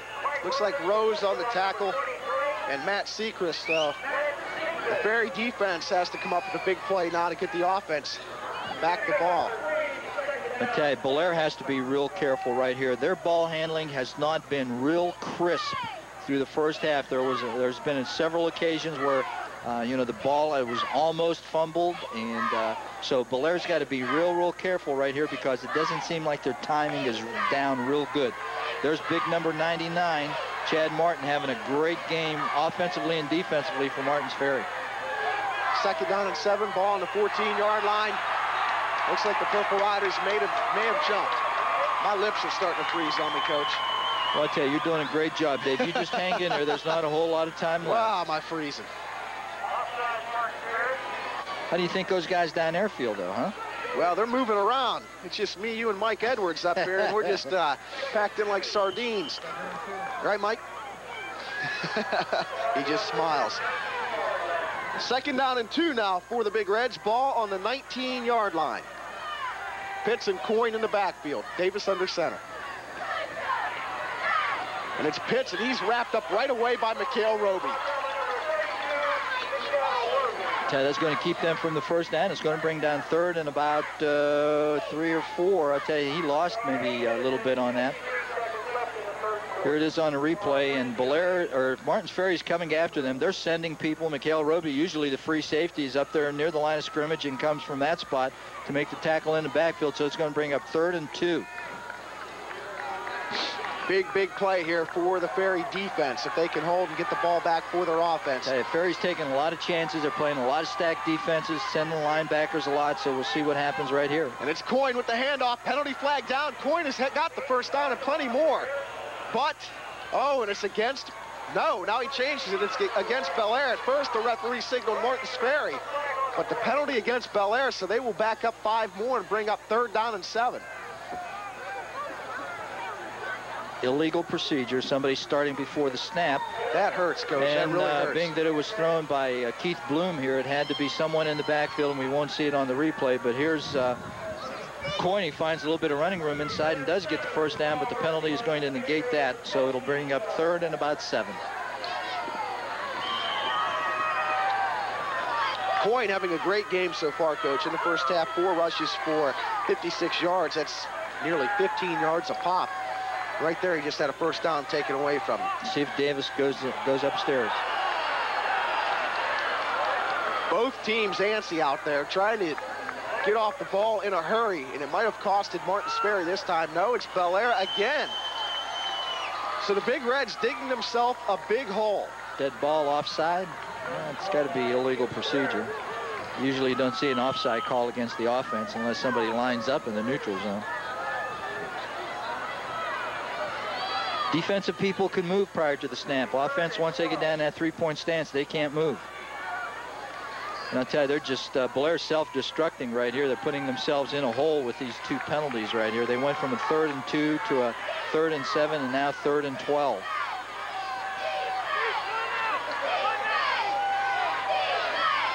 There's Davis. Davis looking deep. Coyne's got a step, and Coyne hauls it in down the sidelines. First down, Belair. I'll tell you, it's the same play where he dropped the ball a little earlier in the first half. He dropped it when he was wide open. And right there, Davis laid it out there perfectly, gave Coyne an opportunity to run under the ball, which he did. He beat Jackson on the streak, and big first down for Belair right here. Really dug themselves out of a hole. What a throw right there. I am just excellent. I'm really impressed with Davis as a quarterback. That's an understatement. Davis, every throw's been right on the money. Right on the money. First down and 10. Belair with another big play. Up the middle, it's Coyne. And he's still on his feet. 9 yards on the carry. Casey Coyne. I'll tell you, we're going to see this is going to be the inside trap again. They're taking advantage of those aggressive down tackles from Martins Ferry. Here it is, right guard pulling and trapping as you see it right there, and Coyne does a good job. And I'll tell you what makes that so effective, Dave. The Coyne is so small that those guys on defense can't see him coming up in there. And that's a real advantage for them. And that low center of gravity makes it easy to keep your feet. He has nice balance, and he just keeps on going after the initial hit. Well, he's running behind those big offensive linemen, and I'll tell you, that's a real advantage. This time it's Pitts, and Pitts is going to be very close to first down. I believe he has picked it up. Well, I tell you, extracurricular activity going on the field. He got hit from behind, and he was just bent backwards and got hit right in the small of the back, and he's hurting a little bit, but he's up on his feet and going back to the huddle. But I'll tell you, he took a vicious hit in the back. We'll see this right at the tail end. He gets the first down. It's a blast play off the right side.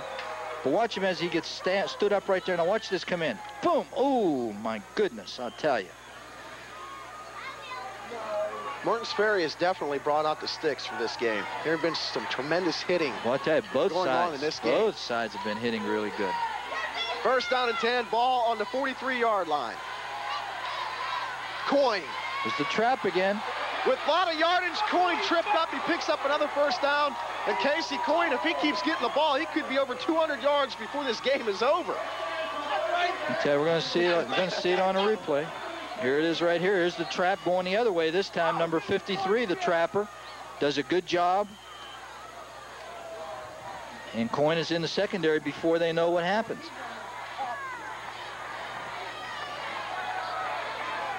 Another first down for the Big Reds as they continue to drive down the field. After the fumble recovery, first down and 10, 27-yard line, 16-6, Belair up. And this time, Rose comes up with a nice tackle. Number 45 in there that time on the tackle, Brian McFarland. And also number 30, Mike Rose. Number 53, David Bohas. And the other, their center doing a great job inside. And their guards, number 68, Josh Weber, number 78, Jason Myers. Those are the guys that are doing all of that pulling and trapping, and they're doing a great job. Boy, I tell you, and I love that inside trapping game.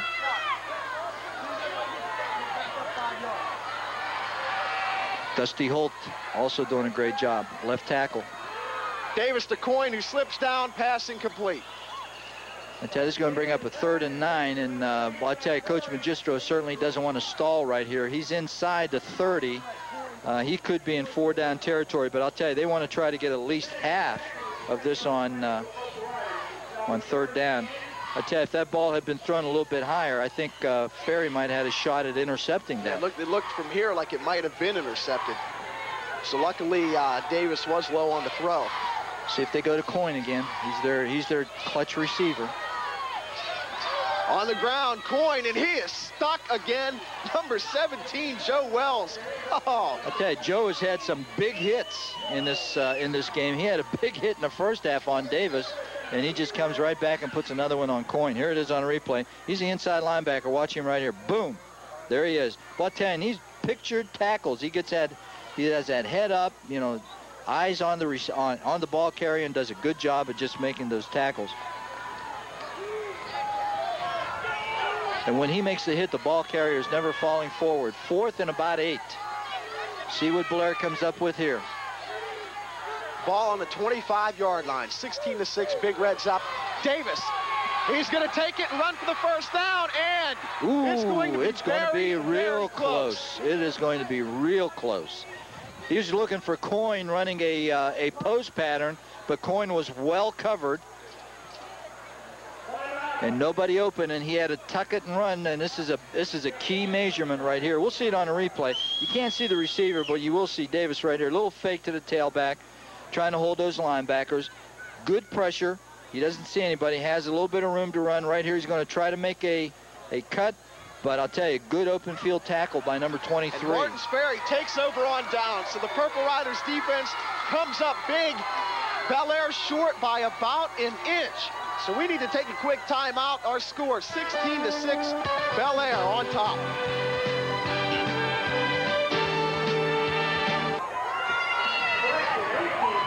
Welcome back. Our score is 18-6. Excuse me, I was looking at the scoreboard and they have a couple of lights burned out. So 18-6, Ferry trying to come back and put some points on the board, and Roby picks up 9 on first down.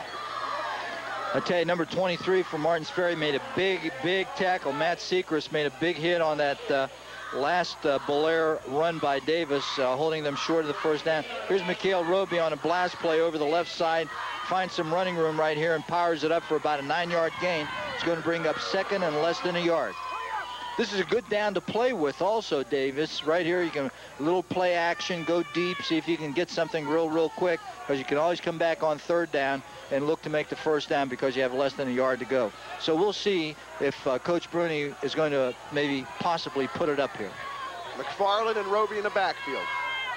And it's Roby, and he's going to be stopped right on. He'll have the first down. 35-yard line. He did pick up the first down, though. I tell you, not real good ball handling right there. The ball was moving around a little bit before Roby got the handoff. But it's the same play that they ran to the other side for the 9-yard gain. They did pick up the first down here. So it's 1st and 10 from about the 30-yard line of Martins Ferry. Becker to the air. He's got Chad Martin going deep, and Martin, the big tight end, is going to have to adjust. And he almost makes a tremendous catch. Nice defense, though, by number 42, Valoric. Sean Valoric. And I'll tell you, Martin showed a little bit of speed. He's running a flatten up pattern right here, and you don't see a tight end usually run it. You usually see that run by a slot back or a twin back or something like that. And I'll tell you, here's the tail end of it, and he did have a couple steps on Valoric. But Valoric had good position right there and almost caught it on a rebound. But I'll tell you, good defense, good pattern by Martin, and a well-thrown ball by Becker. I thought maybe Martin's size was going to help him out there, and it almost did. Becker back to the air. Over the middle to Nathan Jackson and off his hands. Would have been enough for a first down. Instead, we have 3rd down and 10. And I tell you, Belair had a blitz coming that time from this side. Number 42, Valoric, corner linebacker, was coming on a blitz, but they picked it up fairly well. And right here, they're looking to throw Jackson a quick slant, and the ball's just off his hand, bounces away, incomplete, 3rd and 10. Martins Ferry needs a first down here real desperately. If they got a 10-yard play, they better come up with it right now. Becker looking over the middle. underthrown. I don't know what happened there, Coach. It looked like Jackson pulled up. Well, I'll tell you what they were doing. They were running a pattern called a layer pattern. They had the tight end coming short across the middle. They had the flanker coming medium across the middle. Then they had the split end Jackson running the post pattern, and they were trying to hit the middle receiver right here, number 25, coming right there, and the ball fell incomplete. That was Justin Kropka coming across the middle. But I'll tell you, good coverage by Belair. I'll tell you, that's a hard pattern to cover, but they had it covered very, very well. So Becker back to punt. Pitts, Coyne, and Tuttle back for the Big Reds to receive the punt. Nice kick. Nice high spiral. Fair catch by Coyne, so Belair will take over on offense. Try to add to their 18-6 lead in this game as we take a look at the Roberts, Pontiac, and GMC Truck scoreboard. Well, let's see if Belair comes back to that inside trapping game that they've been so successful with. And, you know, the long, deep streak pattern, sort of the fade pattern to Coyne has been real successful. He's been open twice, dropped one and caught one for a big first down play. So we'll see if Davis and Coach Magistro are going to sit on this 18-6 lead and keep it on the ground, or whether they're going to keep on throwing the ball like they have been so far. Well, the way Coyne's been churning out yardage, I don't see why they wouldn't stay on the ground, and they do. Right up the middle and tack on 8 yards. Okay, just a fullback dive over the right side, and again, you know, that offensive line doing a great job for Belair. We'll look at the right side right here. Good turn back block by number 53, the center, David Boas, does a great job. And that right guard, number Chad Farmer, 66, and Dusty Holt, and Jason Myers, and Josh Weber, all doing a good job in that inside offensive line, those 5 big people up front. 2nd down and 2 for Belair. This time it's Pitts up the middle, and he has the first down and plenty more. I'll tell you, he made a nice cut right at the line of scrimmage. He started over the left side, saw a little opening, made a nice cut back to his right for some extra yardage, so he did a real good job of finding the open area. There he is, Scotty Pitts, number 44, 5'9", 160 junior. Good turnout block by Coyne, not a real crunching block on Chad Martin, but nevertheless an effective one because it kept Martin from the ball carrier. Number 46, a little injury right there to number 46 for... Is that Dobson? Dobson, Jeff Dobson. He's got to come out for a little bit. 1st and 10 for Belair. They're doing a great job of mixing the run and the pass. Martins Ferry needs a turnover here, Coach. They need something to swing the momentum back in their way and get back in this ball game. And a hit like that could do the job, I believe. Guess who? Guess who put the big hit on? Number 17 again. Joe Wells was the first one to make contact. And I'll tell you, this guy is a hitter. Little help from Brian McFarland on the tackle. I'll tell you, we'll see it on replay. He's the first one to make contact right here. Just watch him. Boom, right there. No, I'll tell you, that is McFarland. I'll tell you, I'll take that back. McFarland did a good job. Maybe it's right rubbed off on Brian. Well, I'll tell you, Martins Ferry's always had a tradition of having, you know, outstanding, hard-nosed football players. And this year has been no exception. They're doing a good job up there and really putting some licks on these ball carriers. That's really a tribute to their coach. Sure is. Davis back to the air, looking deep. Guess who? Scott Coyne. He adjusts and he makes the catch. Tremendous catch by Coyne. Another first down. Belair is on the doorstep and knocking once again. Do you believe it? What a catch. I'll tell you, great coverage. You know, what are you going to do? You can't cover him any better than this. You know, Davis is just going to throw this ball up. Here it is right here. Now watch the coverage that Jackson has on Coyne. You can't do any better than this. But watch Coyne go up. I'll tell you, just a very, very acrobatic type guy and great hands and does a good job. Who's fighting now, Wally? This brings up 1st down and 10. Ball on the 14-yard line. Coyne up the middle. He's taken down by Chad Martin and Rose. I tell you, good job that time by the interior of that Martins Ferry defense. They did a good job of jamming up that inside trap and was caught from behind that time by number 49, I believe, who is in there right now. And that is, well, it's not 49. It's number 46. That's Jeff Dobson, who's back in after having left the game for a couple plays with an injury. 2nd down and 8, gain of 2 on the play, ball on the 11-yard line. This time it's Pitts up the middle, and he's hit right away by Mikhail Roby. I tell you, he came from that free safety position like a shot and put a good hit on Pitts after a very, very short gain of about 1, and it's going to bring up a 3rd and about 6. We take a look There's at it. Roby right there, coming there real quick. Ball's at the 9. It's going to be 3rd and about 6, maybe 5, and we'll see if they're going to go with a little play action right here, go airborne a little bit. They've got their 2 outstanding receivers, Coyne and Farrier to this side. There's Davis a little play will action. go to the air. He's going for the corner of the end zone. Incomplete. And I'll tell you, he had Casey Coyne coming out of the backfield wide open in the flat and didn't see him. So we'll see what they're going to do. See if they're going to go for the field goal or go for it all at the end of the 3rd quarter. The way the extra points have been going, I think they're going to go for it all, because the kicking game hasn't been superb for either team so far. Well, it hasn't been today, but I can attest for this that they've got a good kicker, because Belair beat us in the last 30-some seconds with a 30-yard field goal. So I know that they've got a kicking game. It just may not be here today. We need to take a break. Belair's up 18-6 at the start of the 4th quarter.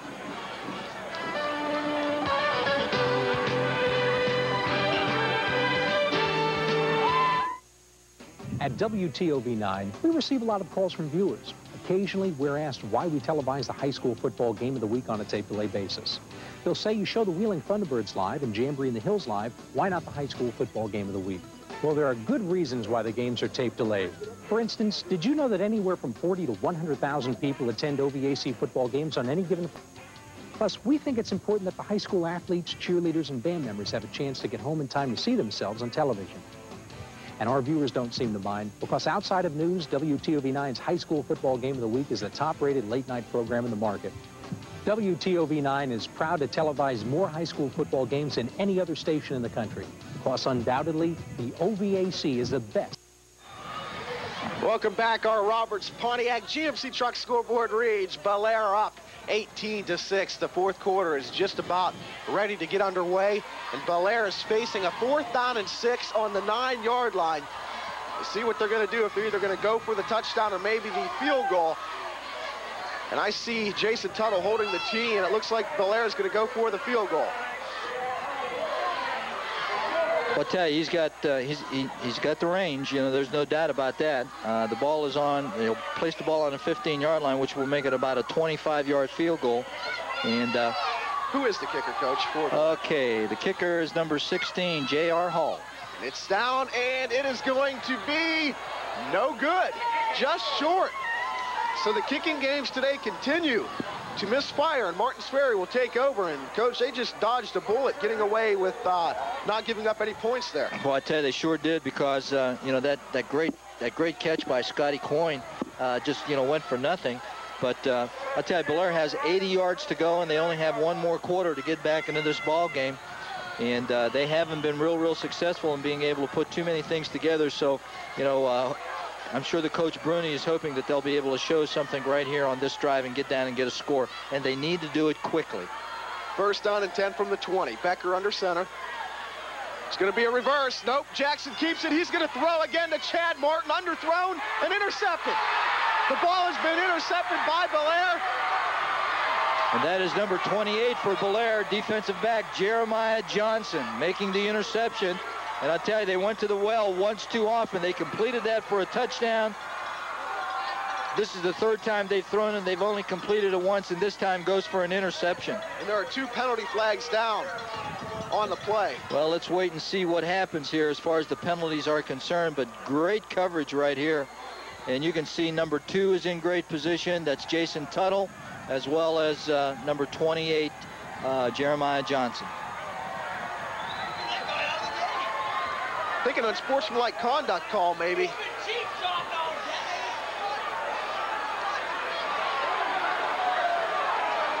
Against Nathan Jackson, I believe.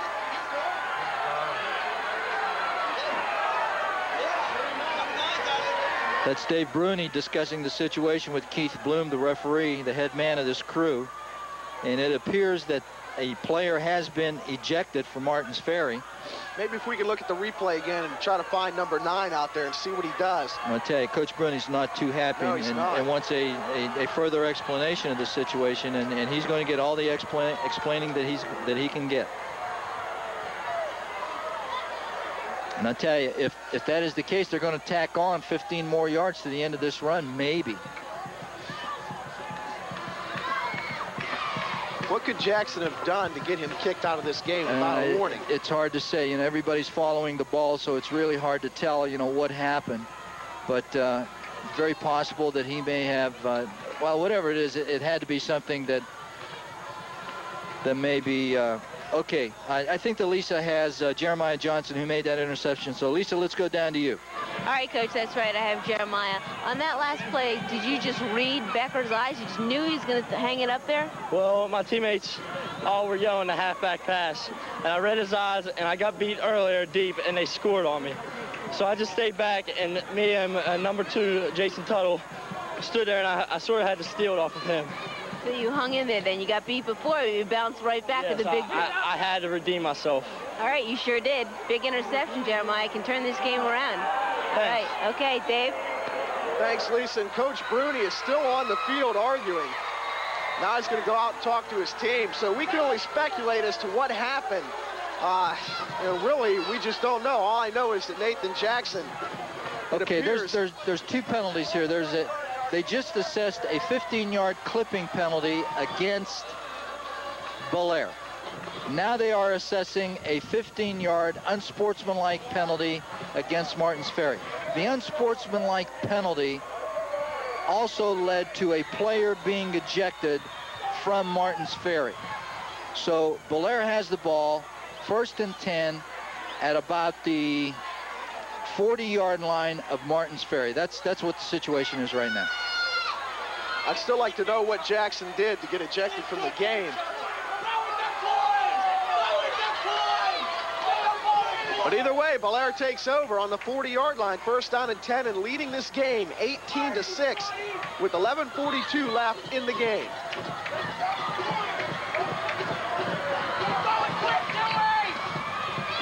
Pitts around right end, and he's taken down by number 67, Chad Sheets.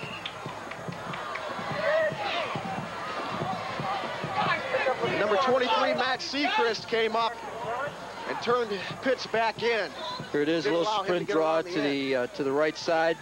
Both guards are pulling, trying to get in front of the ball carrier, but good penetration there by number 23 from Martins Ferry.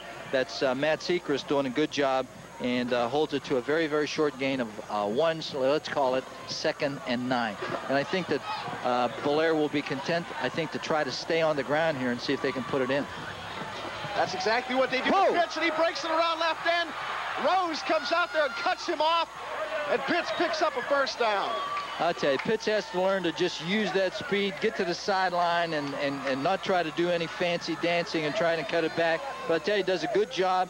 Great block right here by Coyne right there, and that enables Pitts to get to the outside. Now use your speed and go to the flag. But right there, he tries to cut it back, but he does have the 1st down.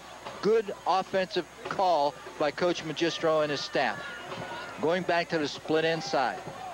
Coach, we have to start thinking about our players of the game, and for Belair, the front runners have to be Jose Davis, Scott Coyne, and Casey Coyne. Yeah, that's right. Martins Ferry, that's going to be a tough one too. Well, we'll see, because, you know, a game like this, somebody else might emerge. Coyne is taken down at the 21-yard line. For Martins Ferry, I think Chad Martin would have to stand out. Yeah, so far he has. But again, we still have a lot of time, and you never know what can happen in a game like this. This is Coyne coming out of the backfield. They're running a flood pattern over here, and he is open short. They get the ball to him, makes a nice catch. And good pursuit by number 17 from Martins Ferry, Joe Wells, inside linebacker, there on the hit. It's going to bring up 2nd and about 5. The important thing is for these guys to stay in bounds and take as much time off the clock as they can. And what they really want to do is kill the clock. There's Coyne again on the trap. Coyne up the middle, 1 man to beat. He beats him, and Coyne is in the end zone. Touchdown, Belair. Well, I tell you, that trap has been there all day for Coyne. Flag down, though. Flag is down. Another flag. And I tell you, this is going to cost Belair 20 yards, 5 yards, or 10 yards for holding, and 15 yards for an unsportsmanlike conduct because somebody opened their mouth down there. It's going to be a minus 25 yards. So no touchdown for Belair on a fine run by Casey Coyne. Instead, the Big Reds will back up a ton. Here's the trap, number 46 being trapped, and Coyne finds the opening. Everybody doing a good job right here, and right there he runs through Rose, and he takes it into the end zone. A great run, but it's going to be negated by a holding call and an unsportsmanlike conduct call. Here it is again. And I'll tell you, that's number 53, the center, who is pulling and trapping. I'll tell you, that offensive line has done a great job for Belair today. So Martins Ferry gets a reprieve. While Belair, they're going to try to get it into the end zone again, this time making it count. 2nd down and 25. Jose Davis looking for somebody. He's got Pitts over the middle, and Pitts is taken out hard, fumbles the ball. Martins Ferry picks it up. So the Ferry defense comes up with a big turnover right when they need it, and the offense will take over. I tell you, what a turn of events. What a turn of events. And Joe Wells with the big hit forces the ball loose. Wells, time and time again, Coach, you said it's early yet for player of the game, and I guess we have to throw Wells in there because he's come up with big hit after big hit. Sure has. I'll tell you, here's a good throw. The ball's almost intercepted right here. But I tell you, Pitts makes a good call. That's Matt Sechrist. And he's the one that shakes it loose, and number 45 right there for Martins Ferry is there to recover. That's Brian McFarland. So they've got the ball, and they're going to start moving. So Matt Sechrist comes up with a tremendous hit. Let's see if he can get his offense going, and it's caught. The ball is tipped by Belair right to Chad Martin. First down, Purple Riders on the move. I tell you, Jason Tuttle got his hand on the ball, tipped it up in the air, and Martin was there to make the catch. Here it is on a replay. It's a rebound. Ball is thrown, number 2, tips it up in the air, and it goes right into the hands of Chad Martin right here, and he's brought down out of bounds by number 35, Rich Mamie. Great concentration by Martin to hang on to the pass. First down. Becker back again. Plenty of time. He's got room to run. To keep it. Oh, tremendous block by Roby. Another first down for Martins Ferry. Mikhail Roby came up and cleaned somebody. Number 66 is who he put the block on, and that is Chad Farmer, defensive tackle. Here it is on a replay. They're looking to the 2 receiver side, which is down here to the bottom, a flat and a curl rod being run, and it's well covered. So Becker finds a little bit of running room back to his right, and watch the block coming back by Roby. Good job. First down and 10, ball on the 35-yard line. Purple Riders on the move. Becker going for the end zone. Chad Martin, he's got it, it looks like. No, it's an interception. Number 2, that's Jason Tuttle, took the ball right away from him. Oh, my. When they went down, they both had possession, but by the time they hit the ground, I'll tell you, Tuttle took it right away from him. What a great play by Jason Tuttle. Here it is. They're going to number 99, Chad Martin, right down the middle. Here it is. The ball's in the end zone. They both have possession right here, but watch Tuttle take it away from him as they're going down to the ground. What a great play by Jason Tuttle, number 2. Tremendous play, and Belair takes over once again. So Martins Ferry has threatened all day, but they can only manage 6 points on the scoreboard. Belair, they have 18 with 8:46 remaining in this game. There's Coyne up the middle on that trap, but I'll tell you, Belair is really going to crowd, Martins Ferry is really going to crowd the line of scrimmage right now and try to force Belair to put the ball up. They've got an awful lot of people very close to the line of scrimmage, and they're sending those inside linebackers as well. Coach, that was just a tremendous play by Tuttle. To get the ball away from Chad, the size difference and everything else, and Tuttle comes away with a big play. Well, I tell you, it certainly was a big play because Martins Ferry was threatening. They were on the verge of scoring, almost did score just on that play right there. And I'll tell you, what a great ball game this is. What a tribute to both of these schools, both of these communities, both of these coaching staffs, and both of these teams. That's why this game is so big after 87 years, 87 meetings. I love it. I tell you, I love it. Jose Davis on the keeper, around end. He's taken down, this time by Sechrist, ran him out of bounds, and also Joe Wells. I'll tell you, Jose, you got to stay in bounds. Run that clock, son. Don't go out of bounds. This is going to be bring up a 3rd and probably about a 2 situation. Is Martins Ferry pushing the panic button yet, Coach? No, I don't think so. I don't think so. They're too good of a football team to push the panic button. Their staff is too experienced, too knowledgeable, too good to let these guys panic. They're not going to panic at all. I tell you, the big thing is that they've got to stop Bellaire right here and force Bellaire into a kicking situation. Let's see if they can do it. They're in their short yardage defense. Hand off to Pitts. Pitts, this is going to bring a measurement. It depends where to get the spot. If he gets a right or a left foot spot. If he's over the line, he's got the first down. And let's see where he got it. He does have the first. Big play right there. Martins Ferry's got to start thinking about their timeouts now. I tell you, this was good defense because they got Pitts running sideways right here, but he's able to find enough daylight to where he can get his shoulders squared up to the line of scrimmage and surge forward for the first down. Nice effort by their tailback, Scott Pitts. Good job. First down and 10. 30-yard line. 7:20 remaining in this game. 18-6. Bellaire on top. Pitts again. Pitts up the middle, and he has a lot of room, and Pitts could be gone. One man to beat, and Becker saves a touchdown with a tackle around the feet. Wow. You talk about fireworks. I tell you, this junior class tailback does a great job, and again, a great job by that offensive line. Gives him plenty of room to run right here. Makes a nice cut right there. Good job. He's right in the secondary right now, trying to split the 2 safeties. And Becker is going to come over and just tick his heel and keep him from scoring.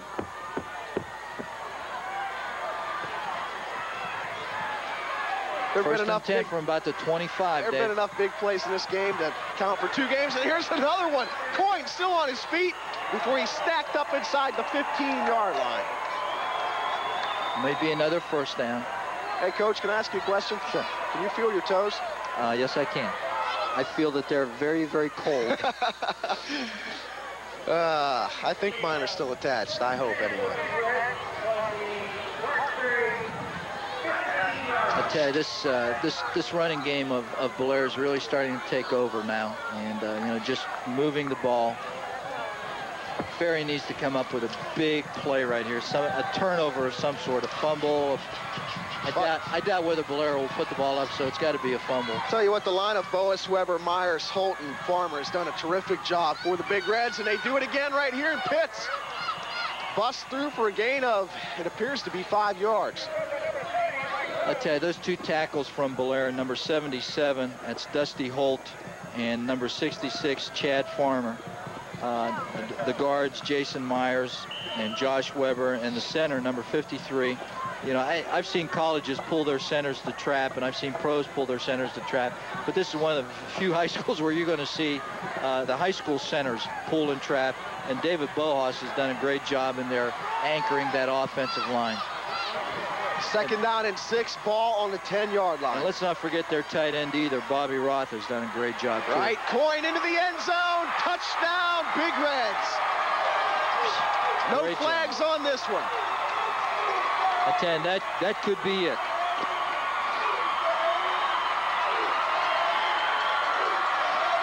Let's see who's going to be the trapper this time on this. Number 78 pulls and traps. Does a good job, gets a pin on his man, and there goes Scotty Coyne into the end zone for the score. What a great job. Extra point try. And that snap is botched. No extra points, so we are 0 for 4 on extra points today, Coach. We need to take a timeout. Our scoreboard, the Roberts Pontiac GMC Truck scoreboard reads Bel Air on top, 24-6.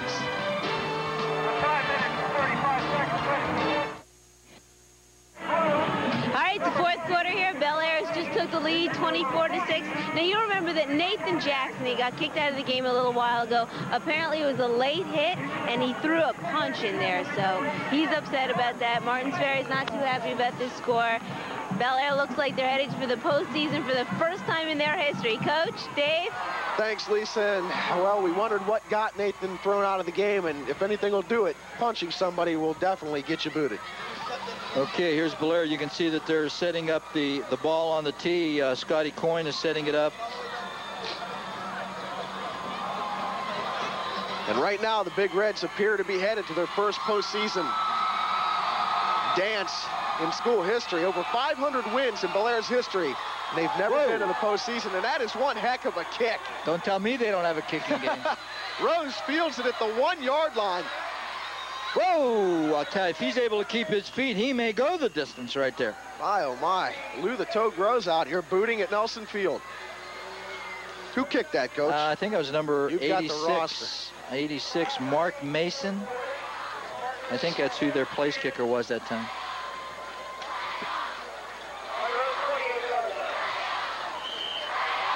(24-6) our score, 5:25 left in the game. Bel Air on top. Purple Riders desperately needing to get into the end zone and in a hurry. Becker under pressure. Incomplete pass. And Becker got dumped hard by number 68 from Bel Air. Josh Weber.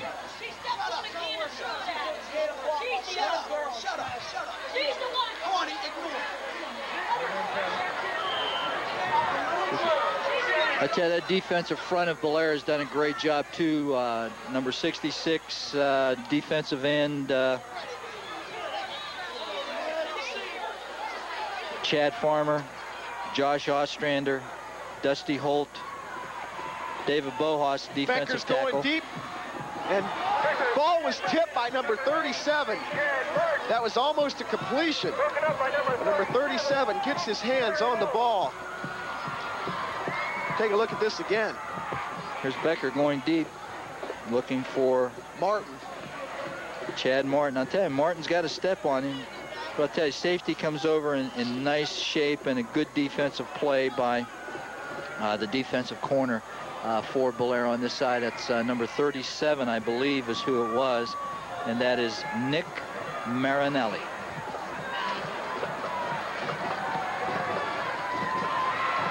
Becker back to pass again. Feeling some pressure up the middle, over the middle. Incomplete. I tell you, 80, and I think that's Gasaway, is looking for a flag, but he's not going to get one. So this brings up 4th down and 10 for Martins Ferry. And it looks like Coach Bruni's going to go ahead and kick it away. 4th and 10 from your own 27-yard line is not the time to gamble. 4:57 left to go in the game. Yeah, but you're down 24-6, Coach. Well, if he doesn't make it, he could be down 30-6. Tuttle receives the punt. And Tuttle takes it out past the 40 to the 41-yard line. Number 57 on the hit, Chuck White. First one down there. I'm almost positive we're not going to see the ball in the air at all from Bel Air for the rest of this ball game. They're going to try to keep it on the ground, try to eat up the clock, and get out of here with a victory.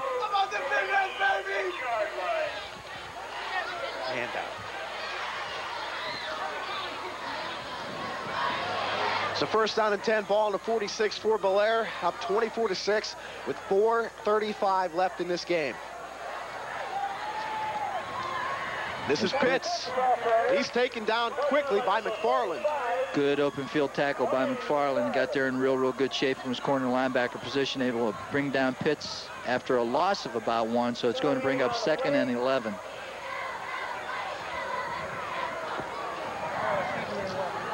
That is amazing, though, Coach. As successful as the Big Reds have been, over 500 wins, that they're on the verge of their first playoff appearance ever. Well, I'll tell you, it's always nice to see Valley teams get into the playoffs, and I'll tell you, the Blair Big Reds deserve to be there. They're one of the better teams that we've seen this year. This is the second time that I've seen them. I've seen them against our own team, against Edison, and I've saw them today, and I'll tell you, they're a real fine football team. Pitts through the middle, and Pitts could be gone. A couple guys to beat. He breaks it to the outside, and he falls down. Scott Pitts had end zone written all over him until he fell down. I tell you, that's the second time where he's been tripped up as he was getting ready to get into the end zone. And number 80, Gasaway, is the one that's able to do it right here. It's a draw play and a good block by Coyne, a good move to the outside by Pitts. Here he is showing good speed. Right here he tries to make a move on Gasaway, number 80, and he's just able to trip him up a little bit and keep him from going the distance. The Blair line just having its way with the Martins Ferry defense, because the Ferry defense has just been out there too long now, Coach. Yeah, you're right. They've had a great game, but when you're on the field, as long as they've been on the field, you just get tired. This Absolutely. is Coyne.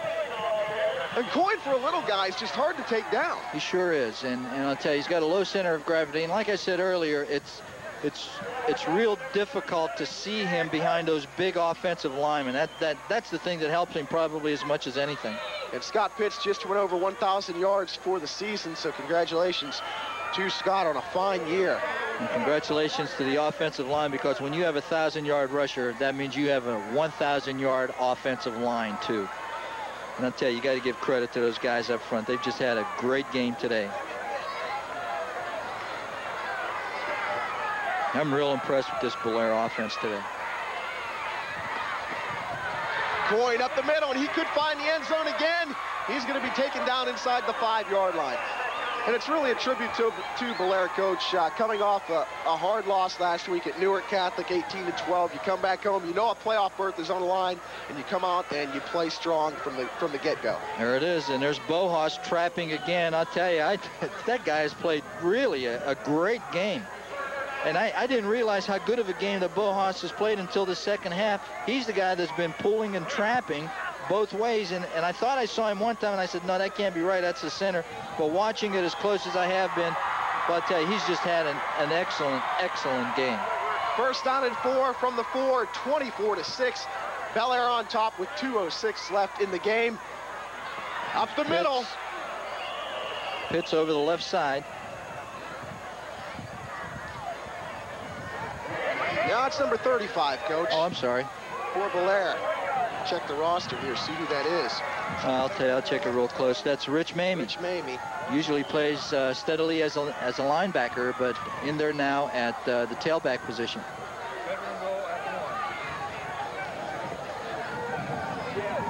And that clock keeps on turning. Bel Air trying to put 1:33 left to go. Touches on this game.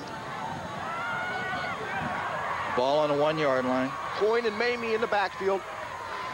And it's Coyne. Touchdown, Big Reds. Casey Coyne in the end zone. And the Big Reds have put the final nail in the coffin.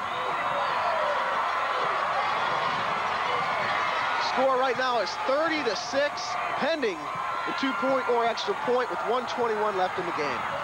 Just a fullback dive over the right side, and Blair offensive line was able to get enough of a push on that Martins Ferry defense to enable Coyne to get it across the goal line and make it 30-6. Well, I can talk about the Bill too.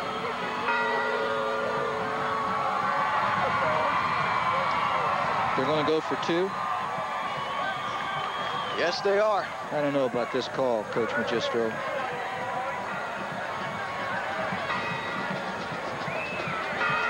They're going to go around the end, and Ferry's going to string it out, and Rose comes up at the tackle. 35, Mamie, the ball carrier. And that should be it. People start filing out.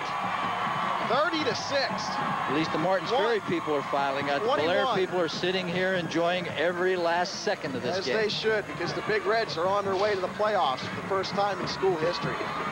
I tell you, we got to pick the players of the game here, Dave. And my nominee for Martins Ferry is going to be Chad Martin. I tell you, Chad Martin has had a great game. Yeah, he has. He has really had a good game. I have to agree with you there. Defensively, he's had a good game. Offensively, he's caught the ball well. He's blocked well. That's my choice, is Chad Martin. Now, you can go ahead and pick the one from below. Thanks a lot. Thanks a lot. Well, if I could pick a lot of guys, I'd pick Scott Coyne, Casey Coyne, Jose Davis, Scott Pitts, a ton of guys, the whole offensive line. I tell you, that's what my choice would be. My choice would be the offensive line of Belair as the players of the game for Belair. Can we do that? Dean, can we do that? All right. Okay. Well, that's the choice then. We're going with the whole offensive line. And I'll tell you, let me just name those guys. Okay, number 30, who is the tight end, and that is Bobby Roth. And then we have the center, David Bohas, the two tackles, Chad Farmer and Dusty Holt, and the guards, Jason Myers and Josh Weber. Those are the Belair players of the game, and we give a lot of credit to the offensive backs, to Pitts and to Coyne. They had great games. Davis had a great game. Scotty Coyne had a great game. You know, Chad Valoric, great kickoff return. Right. And, had a great game. But when it comes right down to it, this game was won up front. The offensive line of Belair, I think, won this ball game for Belair. And I give... That's who my nominees are. We want to throw Dusty Kinder in there, too, because he slips in and out with number Bobby 10. Roth. That's right. So all those guys, terrific game, total team effort. The offensive line really stands out. Of course, Chad Martin for the Purple Riders.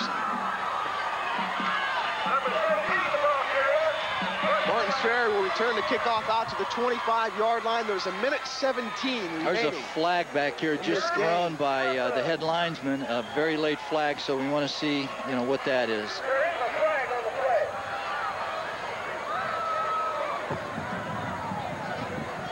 And we certainly want to wish Belair great luck on their road to the playoffs. We'll be following them the whole way. And I'll tell you, if they can continue to play the way that they've played today with the enthusiasm, the aggressiveness,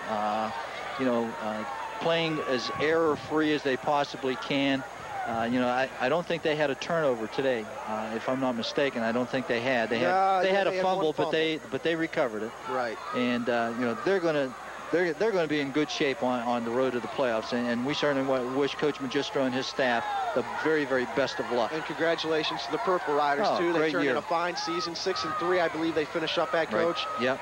You can't complain about a year like that. No, I tell you, sure can. Coach Bruni, year in and year out, has quality football teams at Martins Ferry. They're always one of the better teams in the Valley, and, my hat's off to him. He's a great coach, he has a great staff, and they develop good football players. And a very young team, so look for Coach Bruni's Purple Riders to be back on the attack in the coming years. We don't know who won the fights up here in the stands between Martins Ferry and Belair. There were a lot of them, weren't there? We didn't have any Riddick, Bowe, Vander Holyfield type judges here. I kept hanging out the window here I see the couple cops running up the stands now and then, and I keep bumping into Mike here, knocking the camera over, trying to see what's going on in the stands out here, but I didn't see, I thought I saw Tommy Morrison getting decked out there earlier, so I wasn't sure, but... Well, I'll tell you, just a little friendly competition up here in the stands as well. Just as long as they don't crawl in here and come after us, huh? Yeah, that's right. I'll tell you, I'm too old to fight. I'm a lover, not a fighter. So is Mike. First down and 10, 59 seconds left. Becker to the air. No, that's not Becker. That's number 8. That's Gassaway with the catch. But number 8 comes in for Martins Ferry. Coach, you've got the roster over there. I don't have a number 8 for Martins Ferry. That could be very possibly, let's see, Todd Brown. And I think that it may be Todd Brown. He's listed as number 3. And this is just a quick out to Gassaway, and he able to move it upfield for a good gain and a first down. Right there, here he comes. He came out of the game earlier with a bad ankle, and he's down again and is coming out of the game.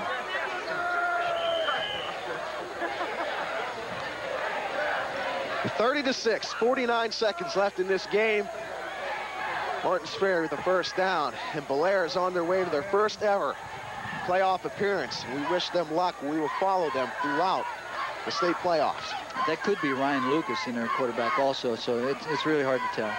There's a flatten up going to number 86, and the ball is knocked away. Good defense by number 37, for Blair. That's Nick Marinelli. And there is a flag on the play, and it looks like it's going to be against Martins Ferry. Coach, wait for the signal. Unsportsmanlike conduct against Martins Ferry, and this game is slowly deteriorating. And it has since. I was just going to say, this was really, really a great game for the first half. I mean, at halftime, close game, and then that opening kickoff of the second half by Valork just really blew it open. Then everything just went downhill for the Purple Riders after that. Yeah. And they've been, they've been scratching and struggling to get back into the ball game, but it's very, very difficult for them to come from behind with the type of offense that they have, the short passing game and the running game and the play action passing. And when they get behind, it's real difficult for them to come back. Good run there by number 42 from Martins Ferry, and that is Franco Jackson. And that could be the last play of the ball game. No, somebody's calling timeout. Martins Ferry calls timeout with 14 seconds left on the clock. I guess it's fitting that We Are the Champions are playing right now out here in the stands at Nelson Field. Well, the Sparky will go to Blair or stay in Blair. I can't recall what the score of this game was last year, but it was on the Martins Ferry sideline first and then over on the Blair sideline for the second half. And it will stay in Blair. The Sparky, which is the rotating trophy, will be in the possession of Blair High School for the next year. I don't know, Coach. Saturday afternoon, cold, grass field, two good football teams going, and we've got Queen playing. It just doesn't fit. It just doesn't fit. I don't know. Well, I'll tell you how old I am. I don't even know who Queen is.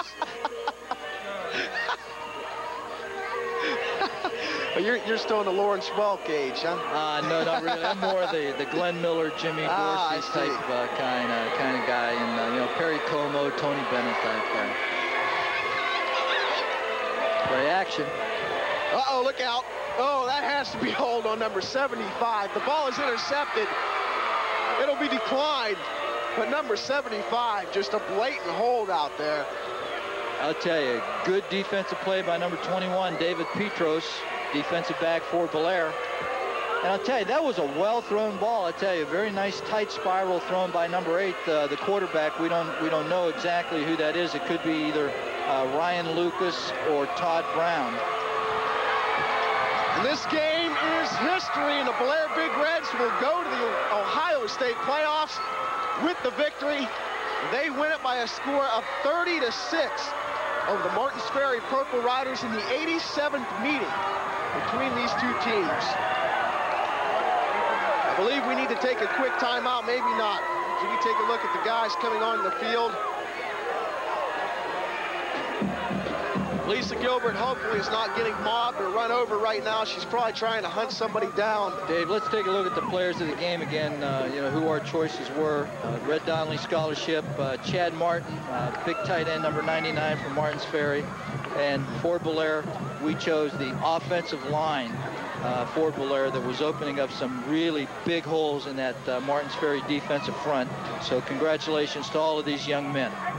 Okay, we have Coach Magistro with Lisa Gilbert down on the field. So, Lisa, take it away. Hey, give Coach Magistro my congratulations. Coach, Dave and Coach Walensky both give you their congratulations on your first ever playoffs. How does it feel? Feels great. We worked real hard. I can't say enough about our coaching staff and the players all year. I mean, believe me, it takes a team effort, and we got it from the coaches all the way down to the players, and I'm just real happy. I'm happy for our fans because they've been waiting a lot of years. Now, I really saw out here today, especially, it was a total team effort. Your defense came up with the interceptions, offense ran the ball, passed the ball, even special teams chipped in. It was just everybody. Everyone can share in this big win, right? Right. We, against Cambridge, we basically did the same thing, and I'll tell you, I really believe when we're on a nice field, and the field conditions, as bad as they look, weren't that bad today, and we can do a lot of things, and we try to take advantage of it, and I just thought we played a total team game, and we just did a good job. I'm real proud of everybody. Is this an emotional win for you, too? Because I heard you down here congratulating Martins Ferry, saying, I love you guys, and you even seemed a little bit choked up. Is this up there for you? I do. I have the utmost respect for Dave Bruni and his staff. Dave and I go back a long way, and let me tell you, they're a great coaching staff. And when you beat a team like Martins Ferry, you know they're well prepared, and it says a lot about our staff because that means we're a good coaching staff, and you like to go against the best. Now, how long do you guys enjoy this one before you start thinking about the playoffs, preparing for the playoffs? Well, I really don't know that answer yet. I guess tomorrow I got to do a couple things, but and I'm not sure what they are. I just want to enjoy it today. We're going to go to West Liberty and try to watch one of our former players, Dirk Stoltz, play, and try to catch a quarter or two of his game. All right, Coach. Big win for you. Good luck in the playoffs. Well, thank you very much. All right. Thank you.